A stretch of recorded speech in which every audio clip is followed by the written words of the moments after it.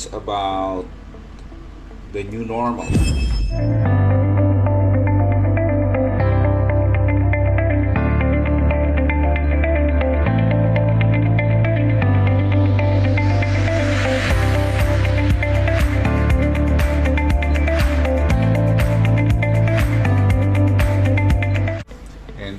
The opportunities that are opening up to everybody in the light of the new normal. As you are aware of, there are so many new constraints that the pandemic COVID-19 is imposing on the whole country, even the whole world. Most LGUs, most local governments, restrict movements of both personnel and cargo traffic. Market linkage has become far more difficult. That mere farmers are losing, and hence incidents of produce throwing have been shown on TV. Most B2B markets are closed. That includes processing centers, restaurants, bars, nightclubs, eateries, and consequently the farmers are lacking markets. What has opened is the B2C selling, especially the online ordering and fulfillment using the apps of fulfillment companies. However, it is still a very difficult time for farmers and for everybody for that matter. The DA, our government, is trying very hard to employ the e-Kadiwa, plus selling on government offices as Kadiwa. And despite all this, we see the massive difficulties being experienced. You would see on the monitor the pictures of farmers throwing away their tomatoes, their vegetables, their squash. Sadly, it's that would be losses for them. The situation today requires us to think differently. We have to ask ourselves which products will give us the biggest bang for our bucks, import or export. However, you might be noticing today that the direction of commerce today is more on localization instead of globalization. Sadly, the government has been on a path of imports as the solution for food shortage for a very long time. Pork, chicken, meat, dairy, tropical fruits, chocolates, everything is being imported. The solution has always been import, import, import. But today, localization is the main issue. People are learning that they have to buy from local sources. You have to buy from the community surrounding you. You have to buy from your neighbors. It is the COVID-19 mantra today is we must think in terms of we rather than in terms of me. If our neighbor, if our communities are unable to survive and we continue to buy from the imports, we are merely supporting the Chinese, we are supporting other countries while our own producers do not have the markets. The problem here is we have very poor infrastructures.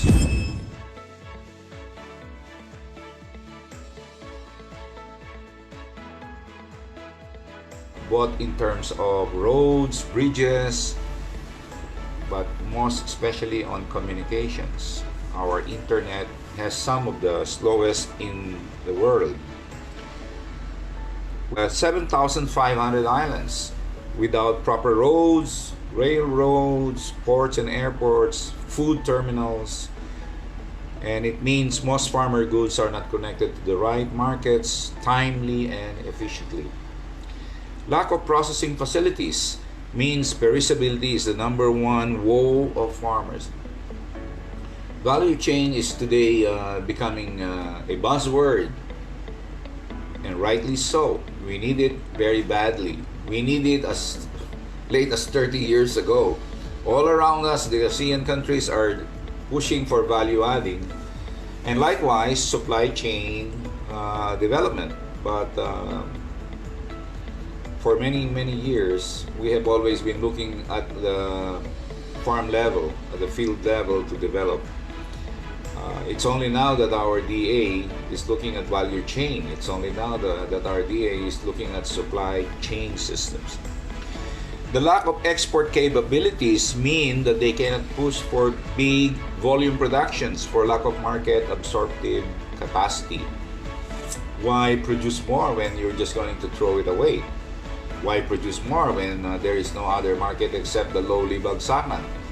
The export markets we have failed to develop for a long time. If imports, however, were to be restricted, obviously the above problems need to be resolved to favor the local suppliers. If we're going to stop imports, how are we going to get our local supplies when our facilities are badly wanting in development? Why is imports cheaper than our own locally produced items? For one, the imports are being landed in the major ports: Manila, Subic, Batangas, Cebu, Davao, etc.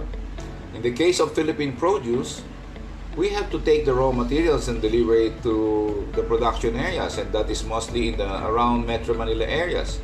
And once they're finished, we have to return it back to the provinces, and that adds to the cost. It doubles up logistics expenses and handling. So we really have to develop that aspect. We also need new skills, and these are needed in technology-driven industry. If import substitution would be the key to what we're going to do, we need special skills in food technology, development of factories, logistics improvement, IT, food security, increased farm supplies as part of inventory management, and the like. The new normal will have different skill requirements, focusing on market linkages. How can information be cascaded and used at the different levels, including the farm? Data management in our country is in a very bad situation. The reality is that most farmers are not technology savvy and are without access to online and delivery options. There is no National Farmers and Fishermen's Registry that should provide data management on a regional and national level. It's interesting, we don't know how much of a workforce or manpower we have. We only have a very detailed record keeping on production and products, but not producers.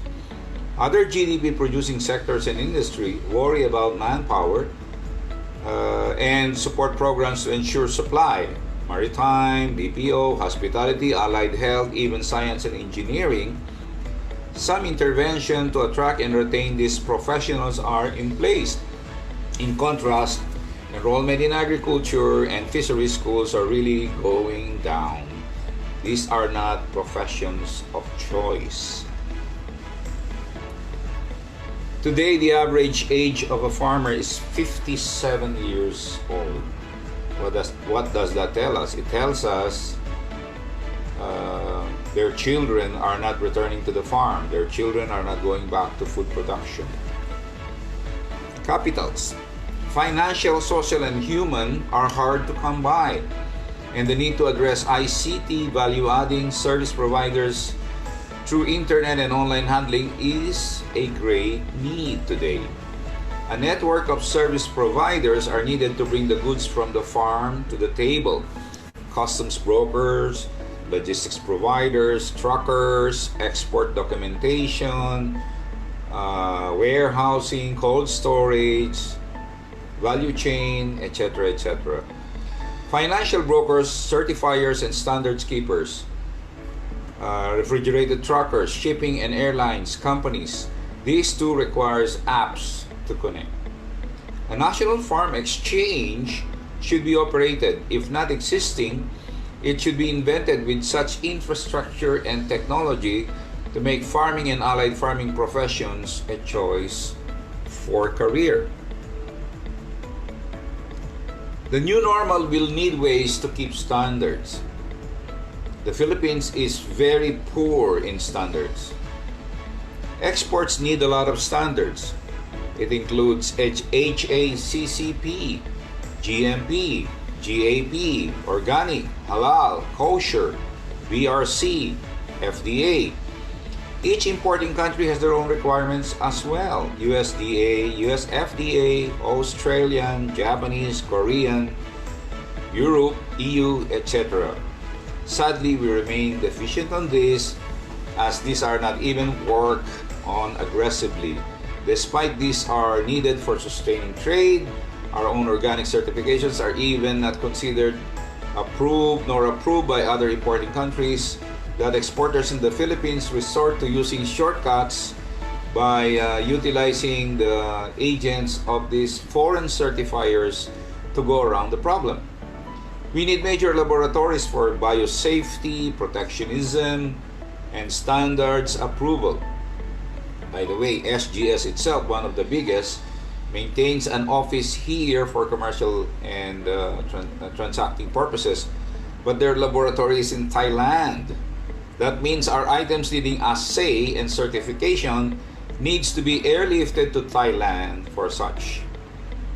How then can we supply in bigger quantities when we are not attuned to the times?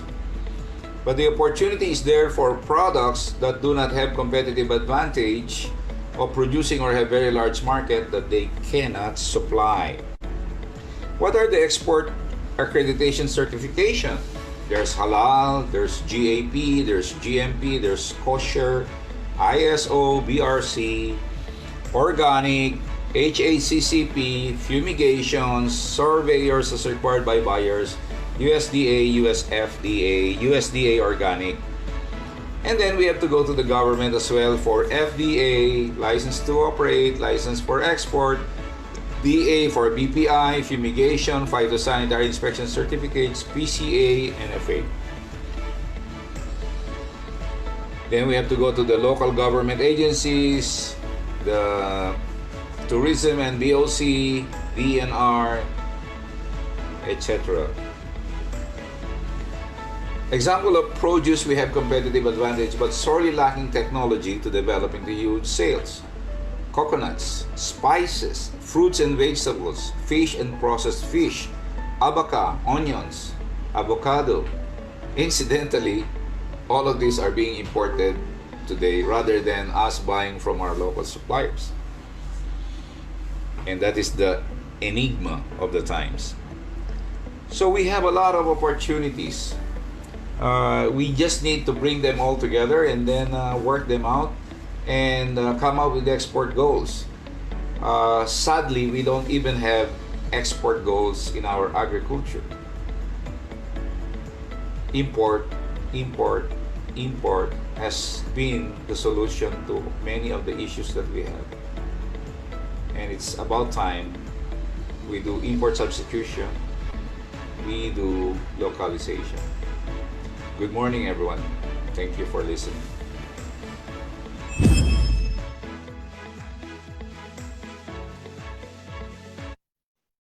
Thank you very much, Sir Rene. I got really amazed in all the acronyms that you were coming up with in terms of certifications. But I see your heart in all of these, and the need for imports substitution, and maybe even exploring those external markets. Just one question, sir, if you don't mind, before we go to the next speaker. In all of these technologies, I've heard a lot about communications, information, logistics. If you had a team of scientists, researchers, engineers in your hands, what would you ask them do? What will you have them do? What would you want them to do that would have an immediate low-flying impact for these problems that you've listed for us? Um, can you hear me? Yes, yes, sir. Our problems are multifaceted. First, we lack, as mentioned, general infrastructure. I've been talking to DA about that. I've been telling them we have to create a national food logistics system. That national food logistics system would entail the construction and maintenance and operations of regional food hub terminals. Each regional food hub terminal should already be export accredited and licensed. So farmers going to that facility can utilize that facility and meet the foreign standards. Okay, so today everybody, big and small, have to take care of all their standards. They have to get all their licenses, their certifications, organic and whatever. So you could just imagine that the stocks are against the small farmers, the MSMEs, because just to obtain all of this certification would require huge works and expenses, and not mentioning the specialization to be able to do that. They cannot do it. So I've been telling DA, why don't you build and license them, export license them, so that everything that they need, they will just declare, oh, we did this in so and so food terminal, and therefore we will utilize the licenses of that food terminal. Right. But I think very few people are really thinking, or it's just that they don't know what they're doing. They could not connect to the trade and tech of agriculture.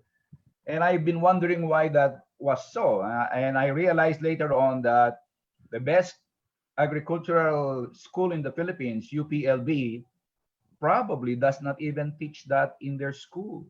They're probably teaching about farm production. They're probably teaching about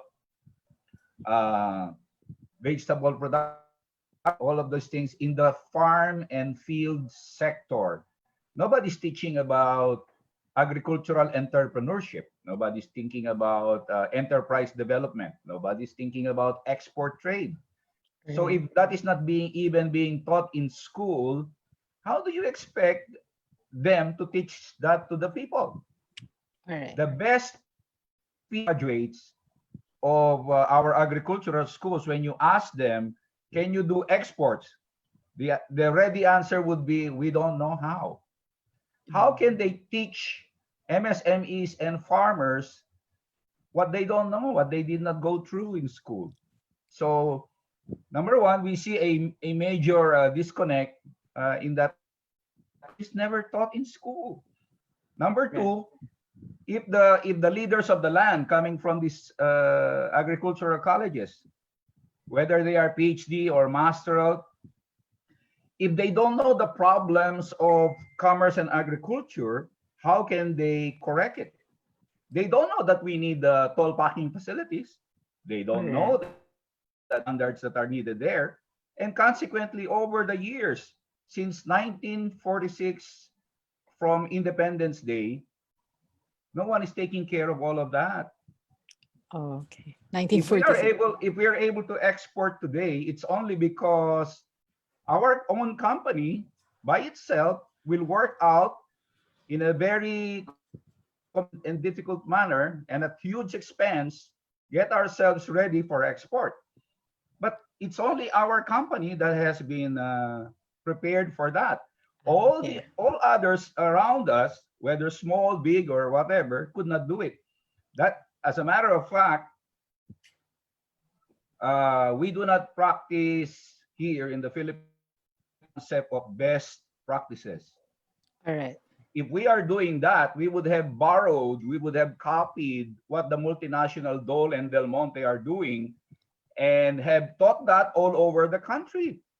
They are operating packing houses, they are operating production and process factories. Why can't we do the same? Why can't we build up in? So therefore, all the other regions of the country would be pulling away. But we are not doing that right now. We are not doing it. Example, Oh. in Isabela, a farmer called me up and tells me, "Sir, I have 100,000 kills of pineapples." Mm-hmm. And then Mm-hmm. immediately I told him, you cannot even export it. He says, "Why? Why can't I export it? We have a packing plant in Isabela. You cannot export it because we have a packing Okay. plant. Without the packing plant, Yeah. you All will right. not get a phytosanitary inspection certificate from the BPI." Right. And Okay, then so all the other acronyms that are required just to make sure that this farmer gets through. yes, and they cannot Yes. get it, and so therefore the poor farmer, even if he's capable of planting 100,000 pineapples, he cannot Mm. export. So Right. where will the pineapples go? It will go to the lowly markets where the prices are so low, All or right. probably he will be part of those groups that are throwing away their produce for lack Yeah. of market linkage. Page. So yun ang problema Emblem natin. natin. Okay. Yeah. Okay? So yeah, thank you so much, sir. That's a view that we had. Even I would be. It will be new to us. So, coming to our next speaker later, guys, we will have a question and answer portion. We have a discussion session after second speaker initially, and then for the rest of the team at the end as well. So please keep on putting your questions in the Q&A. We have two ladies over there, Angelique Tavera and Krisa Lilagan, who are actually consolidating your questions. Later, we will have a long extended period of discussion to get feedback from you. Our next speaker, Miss Lalaine Villafuerte Abonal, graduated with a degree in economics from the University of the Philippines. She is the president of eAsia Outsourcing and Marketing Services and owns the registered trademark Coconut Republic. Lalaine is the founding president of a non-stock, non-profit organic farmers and processors association in the Philippines from 2009 to the present, and it's the first and only trade association in the Philippines that holds the distinction of having 100% of its members having USDA and European organic certifications. So this is the other side of what Sir Rene was talking about. She has been a writer of several books, including Coconut Philippines. This book was recipient of an honorable mention award in an international competition. There's Moringa Philippines, Abaca Philippines, 101 Lessons of a Buying Agent for a Foreign Company, IT Outsourcing Opportunities in the Philippines, and then soon to be published will be a cookbook on coconut sap-based cookbook. So I will now call on Miss Lalaine Abonal to speak with us on her discussion, on her topic. Hi. Thank you Just for say your the name. thank you for the kind introduction, Menchi. A happy Wednesday and healthy Wednesday to everyone watching. First of all, I would like to thank everyone, the Philippine American Academy of Scientists and Engineers. Special mention to Miss Gisela Concepcion for giving me the invitation and the privilege to share my thoughts and some research findings on coconut sap sugar in relation to COVID-19 and the new normal, how these products relate to the pandemic. As our topic for this session is agribusiness and agri-technologies in the new normal. Um, I am not a scientist. I wish I were. Almost everybody here are doctor. So I'm an entrepreneur, an expert manufacturer and trader. I enjoy marketing Philippine-made products for export, and I really enjoy doing product development. But you see, all of these things would not have been made possible without the valuable work and contribution of scientists. Oh my God, you're all super important. In the likes of our very own Doctora Trinidad from the um, Department of Science and Technology and the FNRI, because Dr. Trinidad, she did a lot of studies on coconut sugar and syrup in particular. And we need so much the support and research work of all you scientists. And I'm very thankful for this opportunity. I salute PAASE for conducting such sessions. I hope, trust, and pray that my little talk today will inspire a lot of your members to do more creative research, not just on coconut sap in particular, so that we can discover new things about it, but at the same time with other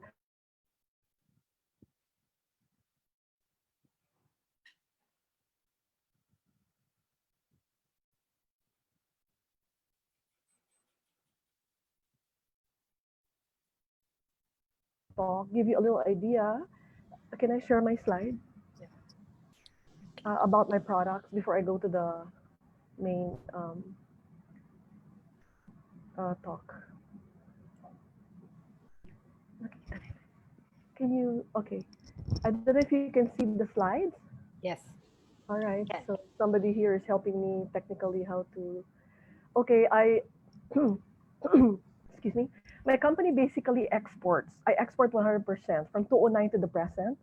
I have not been selling locally yet, but I plan to start probably before the end of the year. So we do coconut lechon sauce. We have coconut fish sauce, coconut chili sauce, coconut tomato ketchup. Um, Everything has coconut sap in it. Later, I'll explain what coconut sap is. I have been exporting since 2009 to the present, mostly to the USA as my main market. My best seller is the coconut seasoning, more than the coconut sugar and syrup. It's 60% less sodium than the soy-based seasoning. So these are just photos of our products. I export for the past 10 years in drums, not in retail bottles, in container loads. I'll quickly go over all these photos quickly because of time limitation. This is our manufacturing facility in Camarines Sur. That's the side view of the building. That's the lobby. That's the inside where we produce our coconut sugar and other sauces. This is our coconut lechon sauce, a healthier alternative to Mang Tomas. Later, I'll explain what the ingredients are. Okay, so my topic is the Coconut Sap Miracle. I will basically focus on the coconut sugar and syrup and how it relates to COVID. Please allow me, I'm sorry if I talk fast. I will be talking No, it's okay. It's just my okay. slides. I don't want to be over time. Okay, first I will relate the coconut sap and how it will affect our immune system, especially these days of the COVID pandemic. There's an author in America, he's an ophthalmologist. He is the founder and president of Cure Age-Related Macular Degeneration Foundation. He authored a book called Ancestral Dietary Strategy to Prevent and Treat Macular Degeneration. That's his photo there in the book. According to this author, this doctor, between 1851 to 1930, or a span of 79 years, there were only not more than 50 reported cases of macular degeneration in medical literature. Right now, macular degeneration is the #1 cause of blindness among the elderly in the US. According to this author, in 1975, there were only 4.5 million Americans with macular degeneration. In the year 1994, it jumped to 15 million. And as we speak, in this year 2020, there's now an estimated 196 million people worldwide with macular degeneration. So how does it relate to our products, the coconut sap and the pandemic right now? According to this doctor, age-related macular degeneration, or AMD, is not caused by aging or genetics, but by processed foods. There are 4 toxic ingredients in processed foods causing a majority of chronic health problems. There are 4. He identified 4. It's in my slide. #1 is the refined added sugar. #2, refined wheat flour. #3, polyunsaturated vegetable oils. #4, trans fats. But for the sake of my talk, I will focus only on #1, refined added sugar, because I will have to connect it with our product, the coconut sap sugar, which is minimally processed and is not categorized under a refined sugar. Okay, according to the author, ophthalmologist Dr. Chris Kenobi, he said that processed foods cause mitochondrial dysfunction, which in turn leads to chronic diseases of all kinds, including type 2 diabetes, heart disease, cancer, and macular degeneration. Here, I will quote him. He said that when I say processed man-made nutrient deficient toxic foods, that is really just 4 things. It is really fairly simple, quote unquote, from this doctor. He said that the nutrient deficient foods, which are refined, again, I repeat, #1 is the refined added sugars, refined wheat flour, and the vegetable oils. Polyunsaturated vegetable oils include canola, the what they call this, soy oil, all these other polyunsaturated oils, and trans fats. A coconut oil, just on a side note, is under a saturated vegetable oil, so it's not included there. And coconut oil has no trans fats. Okay, so that's one author, one doctor. There's another one just to emphasize um, about all these processed foods and how it harms our immune system. Another doctor by the name of Dr. Paul Saladino. He's a board certified psychiatrist and also board certified in nutrition. He authored a book, which is on my slide, The Carnivore Code, Unlocking the Secrets to Optimal Health by Returning to Our Ancestral Diet. According to the second doctor in his book, he stated that your metabolic health has significant impact on COVID severity, and at least 9 in 10 Americans are metabolically unhealthy. In his book, this doctor discusses the impact metabolic health has on COVID-19 outcomes. He stated that metabolic health determines your COVID-19 risk. And his top recommendations to improve metabolic flexibility and insulin sensitivity include, again, number one, eliminating processed refined sugars, carbohydrates, grains, and vegetable oils. He also itemized 4, almost very similar to the first author that I showed earlier. And he said that from a food perspective, these are the key evils that are really working havoc on our metabolism. Again, for my brief talk, I will focus on the only one out of the 4 recommendation, which is eliminating processed sugars or sweeteners. So according to these 2 US doctors that authored these 2 different books, there is truly compelling evidence that eating processed foods, which includes refined sugars, sweeteners, which is one of the top 4 categories of processed foods, it will increase insulin resistance and metabolic inflexibility, which is now shown as one of the 2 largest risk factors for COVID-19, the other being vitamin D insufficiency. I hope, sorry, I'm not talking too fast, but I hope you can just distribute the slides if like I'm talking too fast. Okay, now a short review of historical data from these 2 doctors. Earlier, the first doctor, Dr. Chris Kinobe, the ophthalmologist, mentioned that macular degeneration was virtually unknown for 79 years.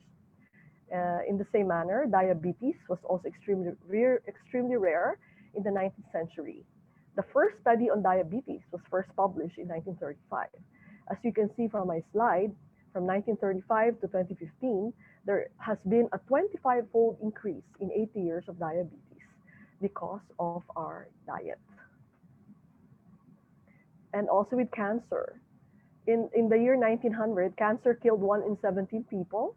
But today, wow, cancer accounts for 31.2% of deaths, or nearly 1 in 3 people, all because of processed foods. Another doctor by the name of Dr. James Herrick, he's an American physician and professor of medicine. He published in JAMA, J-A-M-A, a landmark paper on the first known heart attack in the US, with documented autopsy evidence in the year 1912. Now, 30 years later, in the 1930s, heart disease became the leading cause of death. It was virtually unknown in the 1900s. Nobody knew what a heart attack was. Nobody had seen one yet. But again, because of our processed foods, because of our diet, you can see the rise in all these ailments, from diabetes to cancer, heart ailment, including macular degeneration. Okay, another connection of eating healthy, avoiding processed foods, and substituting refined sugar with coconut sap sugar and syrup is, on my slide, it shows that the Institute of Natural Health revealed a new study that high levels of the stress hormone cortisol is linked to a greater risk of death in coronavirus patients. Too much of cortisol can impair immune function and increase the risk of infection and serious illness. During this time of pandemic, a lot of people now are so stressed, just the thought of getting COVID or their family getting COVID, and everybody's stress hormone now is rising because like people are losing their jobs and all these other problems brought about by the pandemic. So there's a study published in the Lancet Diabetes and Endocrinology. The researchers looked at cortisol in 535 patients, and 403 or 75 patients that they looked at had COVID-19. Normal daytime cortisol levels, the stress hormone, are between 100 and 200 nm/L. They drop to zero now when we sleep. But the 75% of the patients that had COVID-19 had readings of cortisol as high as 3,241. The higher their cortisol levels, the more likely they were to get sicker and die of COVID-19. According to the study, this is just very recent, just like a month ago, those with readings of 744 or less cortisol level, they live 36 days on average, and those above 744 survive just 15 days. So now it's very important for people during this time of pandemic to reduce our stress hormone, the cortisol. There's a drug or a pharmaceutical called dexamethasone that, according to the study, reduces cortisol that could potentially be an effective treatment for COVID-19. So this drug, this steroid drug, dexamethasone, was tested in a major clinical trial of 6,425 patients in Britain. It reduced deaths by a third among COVID-19 patients on ventilators and by a fifth among patients in less serious condition. But there are a lot of people, just like me, I prefer personally natural over taking synthetic pharmaceutical drugs, if at all possible. So because there's a downside to the steroid drug dexamethasone, and the side effect of the steroid medication that will supposed to reduce your cortisol level, the side effects include insomnia, weight gain, heartburn, muscle weakness, and higher blood sugar levels. So it's not good because you're trying to avoid all these, especially those with pre-existing conditions that are, will be endangered with the COVID. And then now you take this drug to lower your cortisol, then you have this side effect, including increasing your blood sugar level. However, I'm trying to get my other slide. Okay. However, high cortisol levels can be damaging whether or not you have COVID, right? But pandemic-related stress could raise your cortisol. But there are 4 natural ways to lower cortisol without dangerous medications. There are 4, according to the research of the Institute of Natural Health. They recommended 4 natural ways to lower your stress hormone cortisol. The number 1 is avoiding high glycemic foods. So coconut sugar and syrup, which I'm promoting, the products that I am exporting, are low glycemic, meaning it will not cause spikes in your blood sugar. Minimizing refined sugar in the diet will reduce your cortisol. There are 4 natural ways. Number 2 is taking a walk. Number 3, take lutein and zeaxanthin. And 4, spend less time outdoors. But allow me, I will only focus on the number 1, which is avoiding high glycemic foods. A lot of doctors are recommending that we maintain a low glycemic diet because it prevents heart attack, it prevents strokes, it prevents diabetes, and other ailments. And so what are our options now or solutions, especially for most of us who crave and love to eat sweets? Like me, I love ice cream and chocolate, pastries, donuts. A lot of doctors and practitioners, medical practitioners will advise patients, change your diet by limiting or better yet, totally avoiding refined sugars, which are found in most of the processed foods that we eat. However, it's kind of hard to do, if not impossible to accomplish, because most people like me have a sweet tooth and crave for sweets. As proof, a little information here, like a lot of people drink Coke. 12 ounces of Coke already contain 2.3 tablespoons of refined sugar. And in America alone, they consume 10 billion donuts a year. In the US, they eat 100 million cakes a year. There are 1 billion people that eat chocolates every day, around 11 pounds per person average. And we consume, in the US alone, in the year 2017, at least 1.4 billion gallons of ice cream. So here you can see it's kind of difficult, with all these people craving to eat these sweets. But more important than that, most of the food and drinks in the market contain refined sugar without us, the consuming public, knowing about it. they kind of like hide it, unless you really check out the ingredient listing. For example, low-fat yogurt, a cup can contain 11 teaspoons of refined sugar.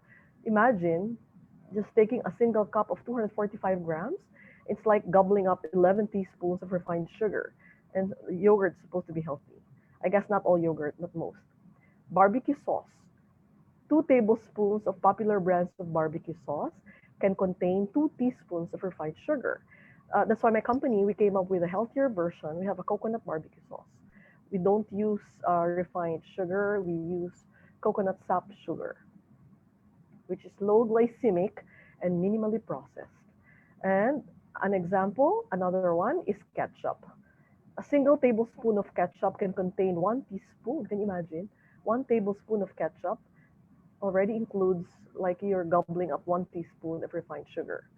Uh, we have a coconut ketchup, a healthier alternative. And also sports drink. A standard 20-ounce bottle can contain, wow, 9.5 teaspoons of refined sugar. No wonder we have problems with obesity and diabetes, heart problems, stroke, and cancer. Because refined sugar enhances or promotes cancer cells.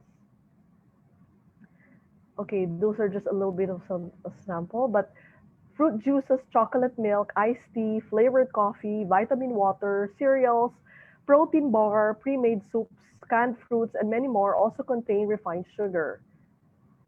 So the reality is that there are plenty of unlikely foods that contain more sugar than you think, which makes it even more difficult to totally avoid or totally eliminate refined sugar in our diet.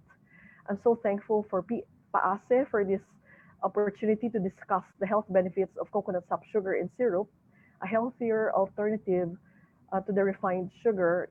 Because if there are people who are manufacturers of food, hopefully you can help the populace to eat healthier by incorporating or at least changing the refined sugar in your recipes using healthier sugars. Not all sugars are created equal. And that's how we can connect what we eat. We are what we eat. How we can connect processed foods, specifically the dangers of refined white sugar, to the COVID-19 and the new normal. We have to make changes in our own individual eating habits and diet. And if you have a sweet tooth, don't worry. You have a solution if you don't want to totally avoid sugar. So not all sugars are created equal. Coconut sap sugar and coconut sap syrup are healthier alternatives to refined sugars. I'm so excited and so happy to discuss now with you in this part of my talk the health benefits of coconut sap sugar and syrup, which is the antithesis, the total opposite of what the refined white sugar is offering. Coconut sugar and coconut syrup are made from 100% coconut sap. Coconut sap is the liquid that drips from cut flower buds of the coconut tree. Coconut sap is like the blood of the whole coconut tree, from the roots to the trunk to the leaves to the nut. That's the one that gives nourishment. It has the same pH as the human blood. That's the miracle of the coconut sap because only God can make a tree. And it's so amazing that you can see on my slide that the coconut flowers, that's the same. The flowers, it turns out into the nut. I'm sorry I wasn't able to include a picture of the metamorphosis, just like the caterpillar. It turns into a beautiful butterfly. These flowers that where the sap comes from, this is all source of the nut itself. But the coconut, that's separate from the flowers because the nut produces the milk, the coconut meat, and the coconut water. But the coconut sap, that's the liquid that drips out of the flowers. That's where we get our coconut sap, our ingredient for all our coconut sap-based sauces, which includes the coconut sugar and syrup. But we have more, but for limited time, I'll focus only on the sweeteners. So coconut sap is a superfood, just like coconut oil and coconut water. There are a lot of authors in America. Because of limited time, I cannot include their book. The books are entitled something like the top 10 superfoods in the world. Coconut is always in the top 10. But only a few people know about coconut sap because these authors are only focusing on the coconut, the nut itself, not the flowers, not the sap. They're focusing on the virgin coconut oil and the healing of the coconut water. So coconut sap sugar and syrup are definitely one of the most promising high value products in the market today. All our products contain coconut sap. That's our secret. It's a health in a bottle. Okay, now these are the health benefits of coconut sap sugar and syrup. I enumerated six. Both coconut sap and sugar, both coconut sap sugar and syrup are low glycemic. If you will remember the first author and the second author, including the cortisol, they recommended avoid high glycemic foods, right? And then the other author said avoid all these processed foods because it will cause diabetes. Okay, a human in vivo study in 2009 led by Dr. Trinidad, FNR, Food Nutrition Research Institute. They conducted a human in vivo study. We commissioned them, our company paid them. It's a private undertaking to do a study on both sugar and syrup on the glycemic index. I did that in 2009 before I started exporting because I wanted to find out if even the syrup would also prove to be low glycemic.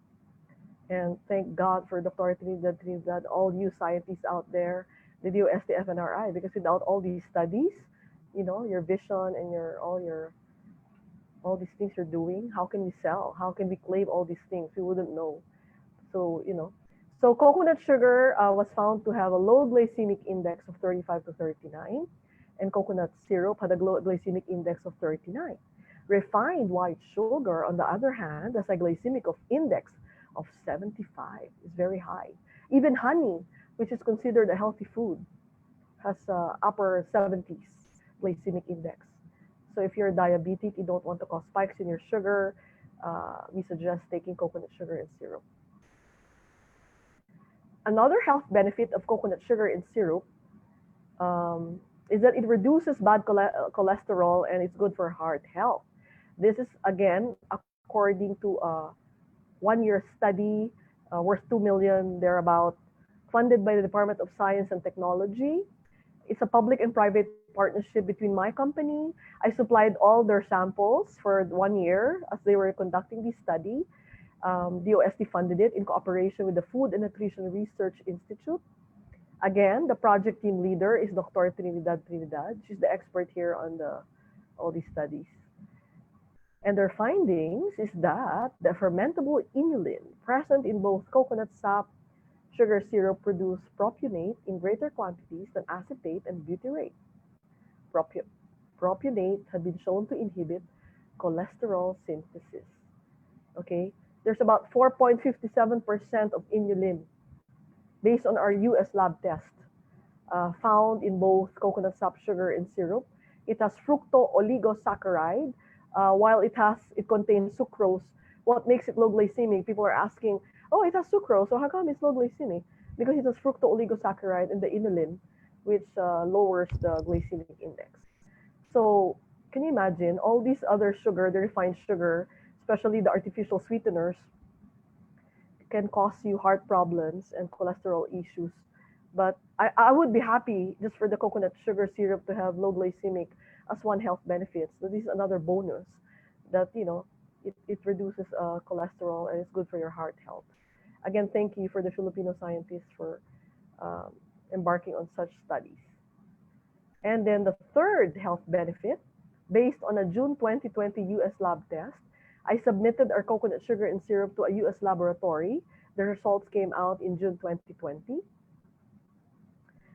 It showed that the coconut sugar contained 3 out of 8 essential glyconutrients, and coconut syrup contained 4 out of the 8 naturally occurring essential glyconutrients. Essential glyconutrients are the healing sugars. And the most significant glyconutrient found is fucose. Because of limited time, there are several other glyconutrients present, but I'll focus only on one, and that is fucose. Fucose is a rare type of sugar that is abundant in human breast milk and certain seaweeds and mushrooms. It's a healing sugar, a sweet nutrient. It amazes me that coconut oil The number one health benefit in coconut oil, the medium chain fatty acid, is called lauric acid, very abundant in coconut oil. That's the important nutrient found in coconut oil. And the lauric acid is also found in human breast milk. It's like it comes out in the colostrum of the human breast milk.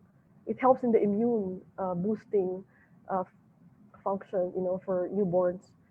And again, that's for the nut, that's for coconut oil. But for coconut sap, fucose is also abundant, um, which is also abundant in human breast milk, naturally occurring. And based on the US study, the coconut sap sugar has 39% fucose. That's 39 grams for every 100 grams. And the coconut sap syrup has higher fucose, 42%, around 42 grams for every 100 grams. That's kind of significant. And fucose plays an active role in immune function and in red blood cell function. And fucose inhibits tumor growth and its spread. Fucose has the ability to guard against respiratory tract infections. And these are the other health benefits of fucose. It inhibits the ability of bacteria to adhere to cells, without which infection cannot occur. And fucose studies show it may help treat the most dangerous form of skin cancer, melanoma. There are many other benefits. You can just Google all about fucose, an essential glyconutrient. This is so amazing for me. It's such a miracle that not only the coconut sap sugar in syrup is low glycemic, that alone gives a lot of health benefits, but to eat a sweetener that will even, prevent anti-cancer and anti-tumor formation, ooh, that's bonus. So I guess everybody should really start focusing on, this is like a good opportunity. The topic today is agribusiness, agri-technology in the new normal. We are very rich in coconut and other plants in the Philippines that can help in the health and wellness and boost our immune system. All right. And the fourth health benefit is that coconut sap sugar in syrup also contains vitamins, minerals, and amino acid. Again, as per the research study of Dr. Trinidad of the FNRI. And based on their research study, they categorized coconut sap sugar in syrup as a functional food. It's like, I think, categorized also as a nutraceutical. Another health benefit, number 5, is that the coconut sugar in syrup, as per lab tests in the US, contains inulin, which is a prebiotic. Prebiotics stimulate the growth of healthy bacteria in our gut, enhancing digestion and metabolism. According to medical experts, 70% of our immune system depends on the health of our gut. So this is how it relates to the COVID and the new normal. You have to improve your immune system. The number 6 health benefit of coconut sap sugar and syrup is that it contains inositol. And there are at least 4 evidence-based health benefits of inositol. It reduces anxiety by affecting serotonin. It aids in blood sugar control by improving insulin sensitivity. For women, it normalizes menstruation and ovulation and promotes fertility. And it reduces symptoms of depression.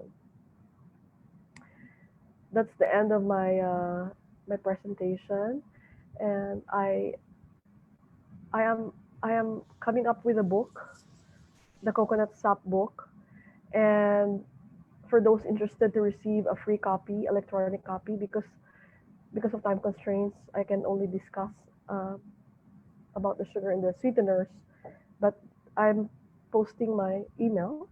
So once my book is out, I will just email me and I can give you a free electronic copy of the health benefits and the book that I'm working on. There are 2 books. It's all about the coconut sap health benefits. Number 2 is a cookbook. We have more than 180 recipes, how to use coconut sap.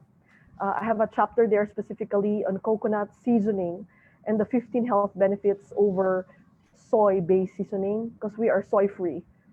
There are 15 health benefits. One of them is that we are 60% less sodium. So that's just one of 15. I have no more time to discuss, but if you're interested to get a free copy of the book, once it's out, you may just email me and I will give you an electronic copy.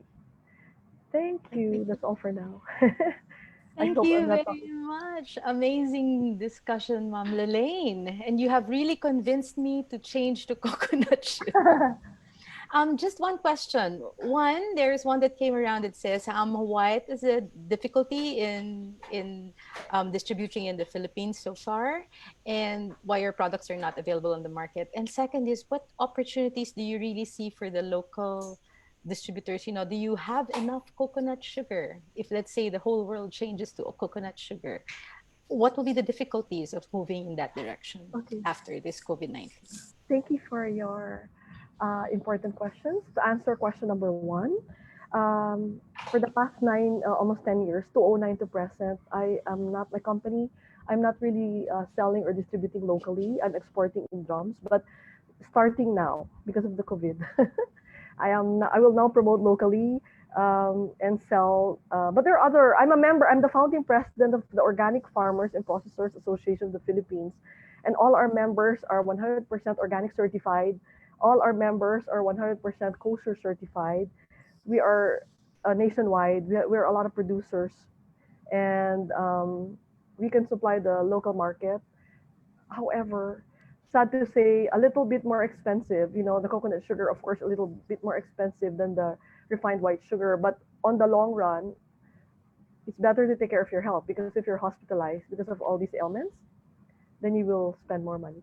Yeah. So, but if the Department of Agriculture will help support the industry, then hopefully, the price will be lowered. And the second question was, I'm sorry, what? In the light of these opportunities in the new normal, what if we do decide that we want to move in this direction as a country for the development of an industry? What would you think are the biggest constraints? How is it going to be difficult if, let's say, the whole world wants coconut sugar, for example? Okay. Before I answer that question, I would like to add, after the pandemic, my buyer in the US and Australia, they increased their sales. Like Okay. just like 10 days ago. That's why the potential is there, because people now are becoming more health conscious. They want to eat healthy. They want to boost their immune system. They're having all this stress related, uh, you know, pandemic stress related issues now. And they try, and food is an essential thing. People focus on food. They don't buy furniture. There are a lot of exporters of furniture right now, exporter of whatever, electronic or other items. But I think food is an essential, and they prefer like all this organic healthy food, because if you're going to ask me, it's better to boost your immunity naturally than take all the vaccine, which are artificial immunizations.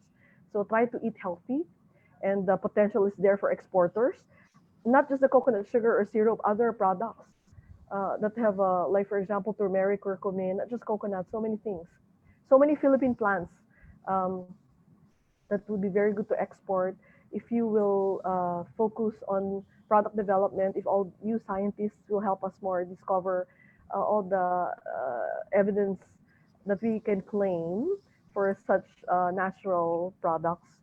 Um, and for the people who are locally, it will be good if you generate income. For example, a lot of people now, I know two pilots that no work, no pay. So they're now resorting to selling food online.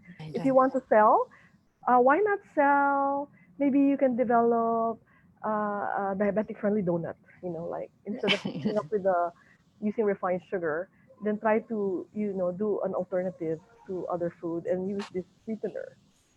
You have so many creative opportunities to use this. Not just the sugar. The second one is refined Fine. flours. Another Right. alternative there, which I don't have time to discuss, is coconut flour. It Okay. it has Okay. butyric acid that can lower also your blood sugar. Right. So yeah, indeed, coconut is their national tree, a national tree for all of us. Thank you very much, Thank you. Lalaine. You'll just hold standby later. We're going to have a bigger discussion. The questions are coming in, and then we'll have after the next 5 talks. Thank And you. thank you. See you later. All right. All right. So for our next talk, we will have Dr. Chana Camille Vince Cruz. She is a faculty of the biology department, and is part of the AGRITech research team of Salle University. They help in the democratization of science and science and the development of practical technologies for the advancement of Philippine agriculture and fisheries. She's the creator of the science blog CENSER, which is fueled by her advocacy for the improvement of communication between the scientific community and other sectors. She's got a PhD from Biology Department de La Salle and a MS from Natural Resource Management from the UP Open University and a biggest in molecular biology and biotechnology from University of the Philippines, Diliman. So let's hear it from Dr. Chana. Good morning, everyone. My name is Chana Camille Vinci Cruz Abeledo, and I'm here to talk about the importance of both traditional ecological knowledge management systems and modern biotechnology in order to establish sustainable agriculture in the Philippines.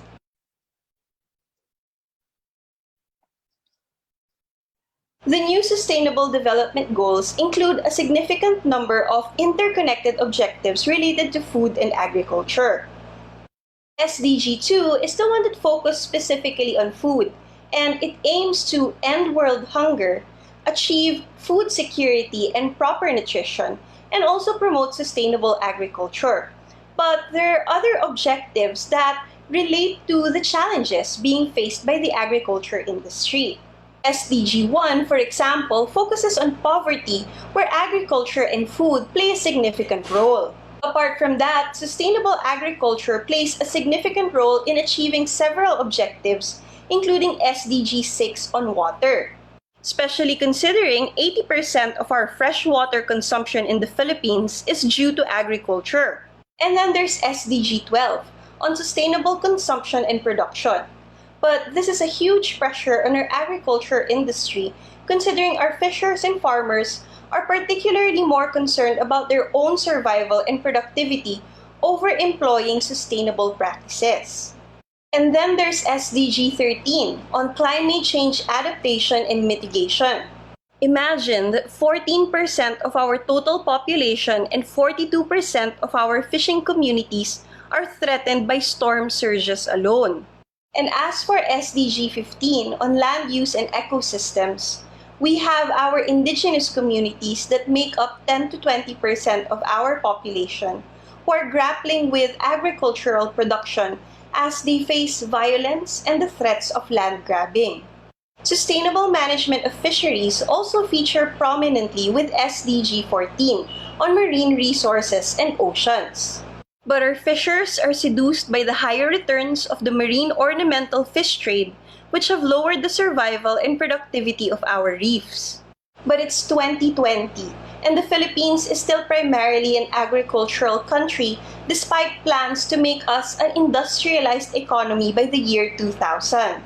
One of the most pressing concerns of the agricultural sector is the rapid loss of land due to conversion to residential subdivisions, industrial parks, or resorts. As early as the 1990s, we have been losing irrigated lands that could be used for growing crops by as much as 2,300 hectares per year, and it has been growing ever since.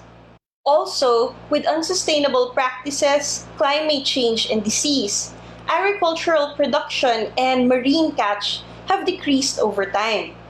But I believe that's where research and technology come in.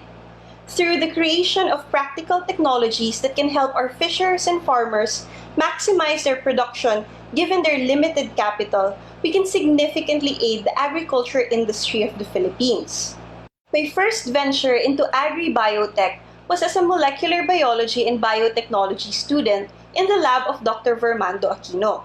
We were specifically working on biotech innovations for the abaca industry. The Philippines has always been a top exporter of abaca, but a combination of typhoon damage and blighting brought about by various viruses, our abaca yields have been reduced over time.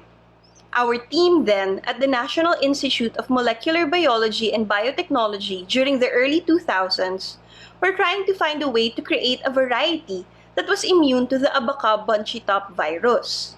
The abaca bunchy top virus, or ABTV, is the most injurious among the 3 common diseases that affect abaca in the country.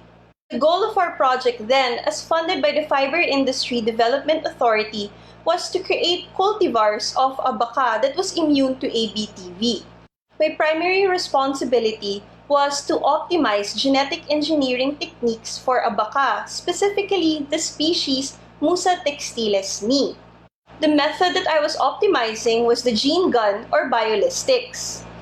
The gene gun method works by firing microparticles like gold or tungsten coated with plasmids containing the gene to be introduced. The velocity and pressure from the microparticles allow them to enter the plant cells, despite the presence of the cell wall. And even if lignification were to occur, ideally, the plasmid has entered the cell first. What's tricky about the process is that too much pressure could kill the plant tissue that is being transformed, but too little could mean little success. The concentration of microparticles also have to be optimized to ensure effectiveness while balancing the cost. Our team was able to design an effective plasmid as well as an optimized method of transformation. But perhaps the Philippines was not ready yet back then. During the early 2000s and perhaps until now, genetic engineering has suffered strong condemnation from various groups, ranging from members of the academe to various activist groups. Farmers who were willing to try out the technology suffered vilification, scorn, and even terrorism, to the point that their hard-earned crops were burned to the ground. It's quite ironic that as GM crops all over the world burned, poverty and food scarcity remain as huge problems. It is perhaps fear or maybe a lack of proper science communication that has prevented this powerful technology from improving as much as it should. Considering all that, I decided to run away. I chose to take up ecology and environment and natural resources management for my master's. I thought it was important for me to see what natural systems had to offer in terms of maximizing our agricultural industry, as well as learn firsthand on traditional practices in the Philippines. But what really took me to the uplands was my research on REDD+. REDD+ stands for Reducing Emissions from Deforestation and Forest Degradation and the Role of Conservation, Sustainable Management of Forests, and Enhancement of Forest Carbon Stocks in Developing Countries. It is a set of policies that was negotiated under UNFCCC in 2005. And its goal was to help mitigate the effects of climate change by improving carbon sequestration through the improvement of the management of our upland forests. In the last couple of decades, various studies estimate that land use change, including deforestation and forest degradation, accounts for 12 to 29% of global greenhouse gas emissions. For this reason, the inclusion of reducing emissions from land use change is considered essential to achieve the objectives of the UNFCCC. Growing up in Bataan, I recall evenings where I see distant hills on fire as small-scale farmers and indigenous peoples proceed to do kaingin in order to do upland farming. And this is because they had no land of their own in the lowlands. So I decided that I wanted to pursue research involving upland rehabilitation in my own province. But in order to prepare for that, I had to learn about traditional ecological knowledge management systems. Traditional ecological knowledge, also called by other names including indigenous knowledge or native science, refers to the evolving knowledge acquired by indigenous and local peoples over hundreds or thousands of years through direct contact with the environment. So I decided that I wanted to work with the Evaitas of Orion. Now, part of the research was determining soil characteristics and measuring the biodiversity of their land. So in order to do this, we had to make makeshift tools that would allow us to do quadrat sampling, that would allow us to measure incline as well as water penetration. It also fast became a family affair where my parents, uncles, and aunties, and even my cousins would help out during field days. I think that was one of the most difficult things that I had to do as a student and a scientist, to explain to a council of Aita elders who were already defensive about their culture that their current farming practices were unsustainable and that they had to consider alternative methods. Leaving behind some wooden frames, some tin cans with holes poked at the bottom, and pharmacy-bought thermometers with the sangguniang kabataan of the barangay in order for them to monitor soil quality as well as environmental parameters was my first foray into citizen science, even before I was familiar with the term. Most of the folks I worked with during that time have moved on, but not before the Eva Aitas were awarded their land and found alternative sources of income for their community. Eventually, I would return to genetics, molecular biology, and biotechnology, but this time in mangrove crabs or the alimango. It started with an NSF USAID project and was continued through DOST CAARD, all under Dr. Menchi Ablan Lagman. Our initial goal was to do population genetics on Sila serrata or the king mangrove crab. It is the species that is most preferred by fishermen out of the 3 existing species in the Philippines. But as we went on field, we realized there are other problems that we can actually help with. Apparently, there was an issue with species identification at the juvenile stage, and this affects our fishers greatly, as fish ponds are typically stocked with purchased or captured juveniles. The 3 dominant species in the Philippines have varying growth rates and market prices. So, cannibalization and lack of optimized conditions limit our productivity. So this led us to the use of molecular methods to create a non-molecular approach to identifying juvenile alimango. With collaborators from DLSU's College of Computer Studies, Ms. Cheska Laguna and Ms. Courtney Ann Ngo, we were able to transform this process into the free mobile application called Crabifier. In the past year, our AGRICTECH team has been busy validating the application as well as deploying various technologies to the fishing communities of Luzon. We have been very lucky that the fishing communities of Luzon have welcomed us. We've had very positive feedback and they've informed us that our application is most useful for traders in order to prove that the species that they're selling is correct, and also to fishers who are just starting out their fish ponds. Apart from that, we've received requests about methods on how to check if crablets purchased from other locations are well suited for the environmental parameters of certain fish ponds. We have also collected information on traditional practices that they use to approximate the species of crablets, and these are currently undergoing validation. You can learn more about Crabifier and our other mangrove crab technologies in our website at crabtech.ph. A majority of the world's poor lives in rural areas, where farming, predominantly by smallholders, is the central economic activity. Large increases in agricultural investment will be needed both to raise incomes and increase the supply of food sustainability. And here, of course, we will need smart biotechnology that will maximize productivity while minimizing the carbon footprint. But in order for this to be accepted by our target communities, we have to marry the old and the new. We have to create a mosaic of traditional technologies as well as modern biotechnology in order to create a more sustainable agriculture industry here in the Philippines. Thank you very much for listening, and I'm looking forward to your questions during the open forum. Thank you. Amazing story, Dr. Chana.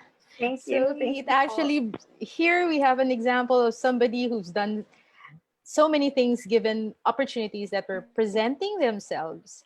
Dr. Chana, in your experience, getting from the lab to the field, getting from your research to the farmer, tell us about the experience of adoption. How far is it from actually being accepted? What are the general response on the ground? And what do you think are the best channels for such technologies to either be defined as well as adopted?